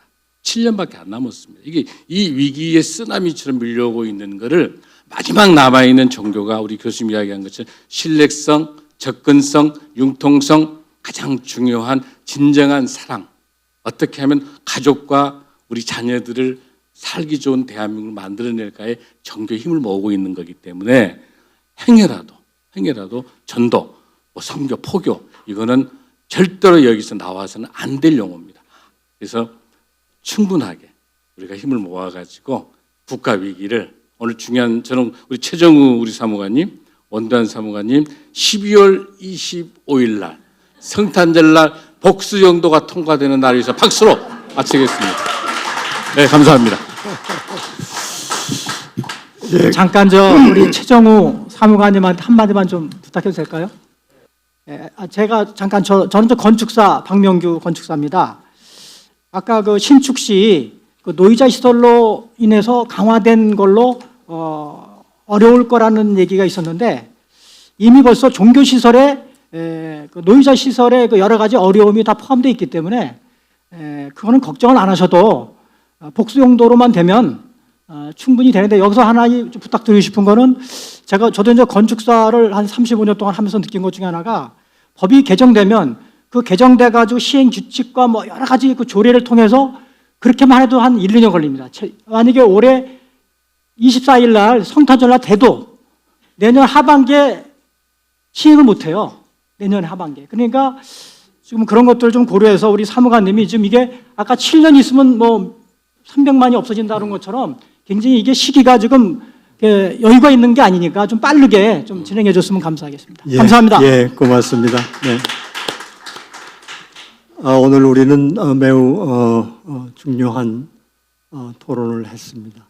서두에 제가 말씀드렸지만 우리나라의 출산율이 추세적으로 반등이 되려면 바로 이와 같은 토론회들이 자주 열리고, 그냥 토론으로 끝나는 것이 아니고 거기서 나온 의견들이 모아지고 실제로 집행되고 행동으로 옮겨질 때 우리나라의 출산율이 이제 반등할 수 있을 것으로 이렇게 생각이 됩니다. 그런 의미에서 오늘 굉장히 긍정적인, 아주 희망적인 얘기들을 많이 들었고요. 아마 조만간에 종교시설을 이용한 돌봄도 이제 우리나라에서 널리, 특히 인구 감소 지역부터 아마 시작을 해서 필요한 지역마다 될 것이라고 하는 그런 희망을 안고 오늘 이 토론회를 마치도록 하겠습니다.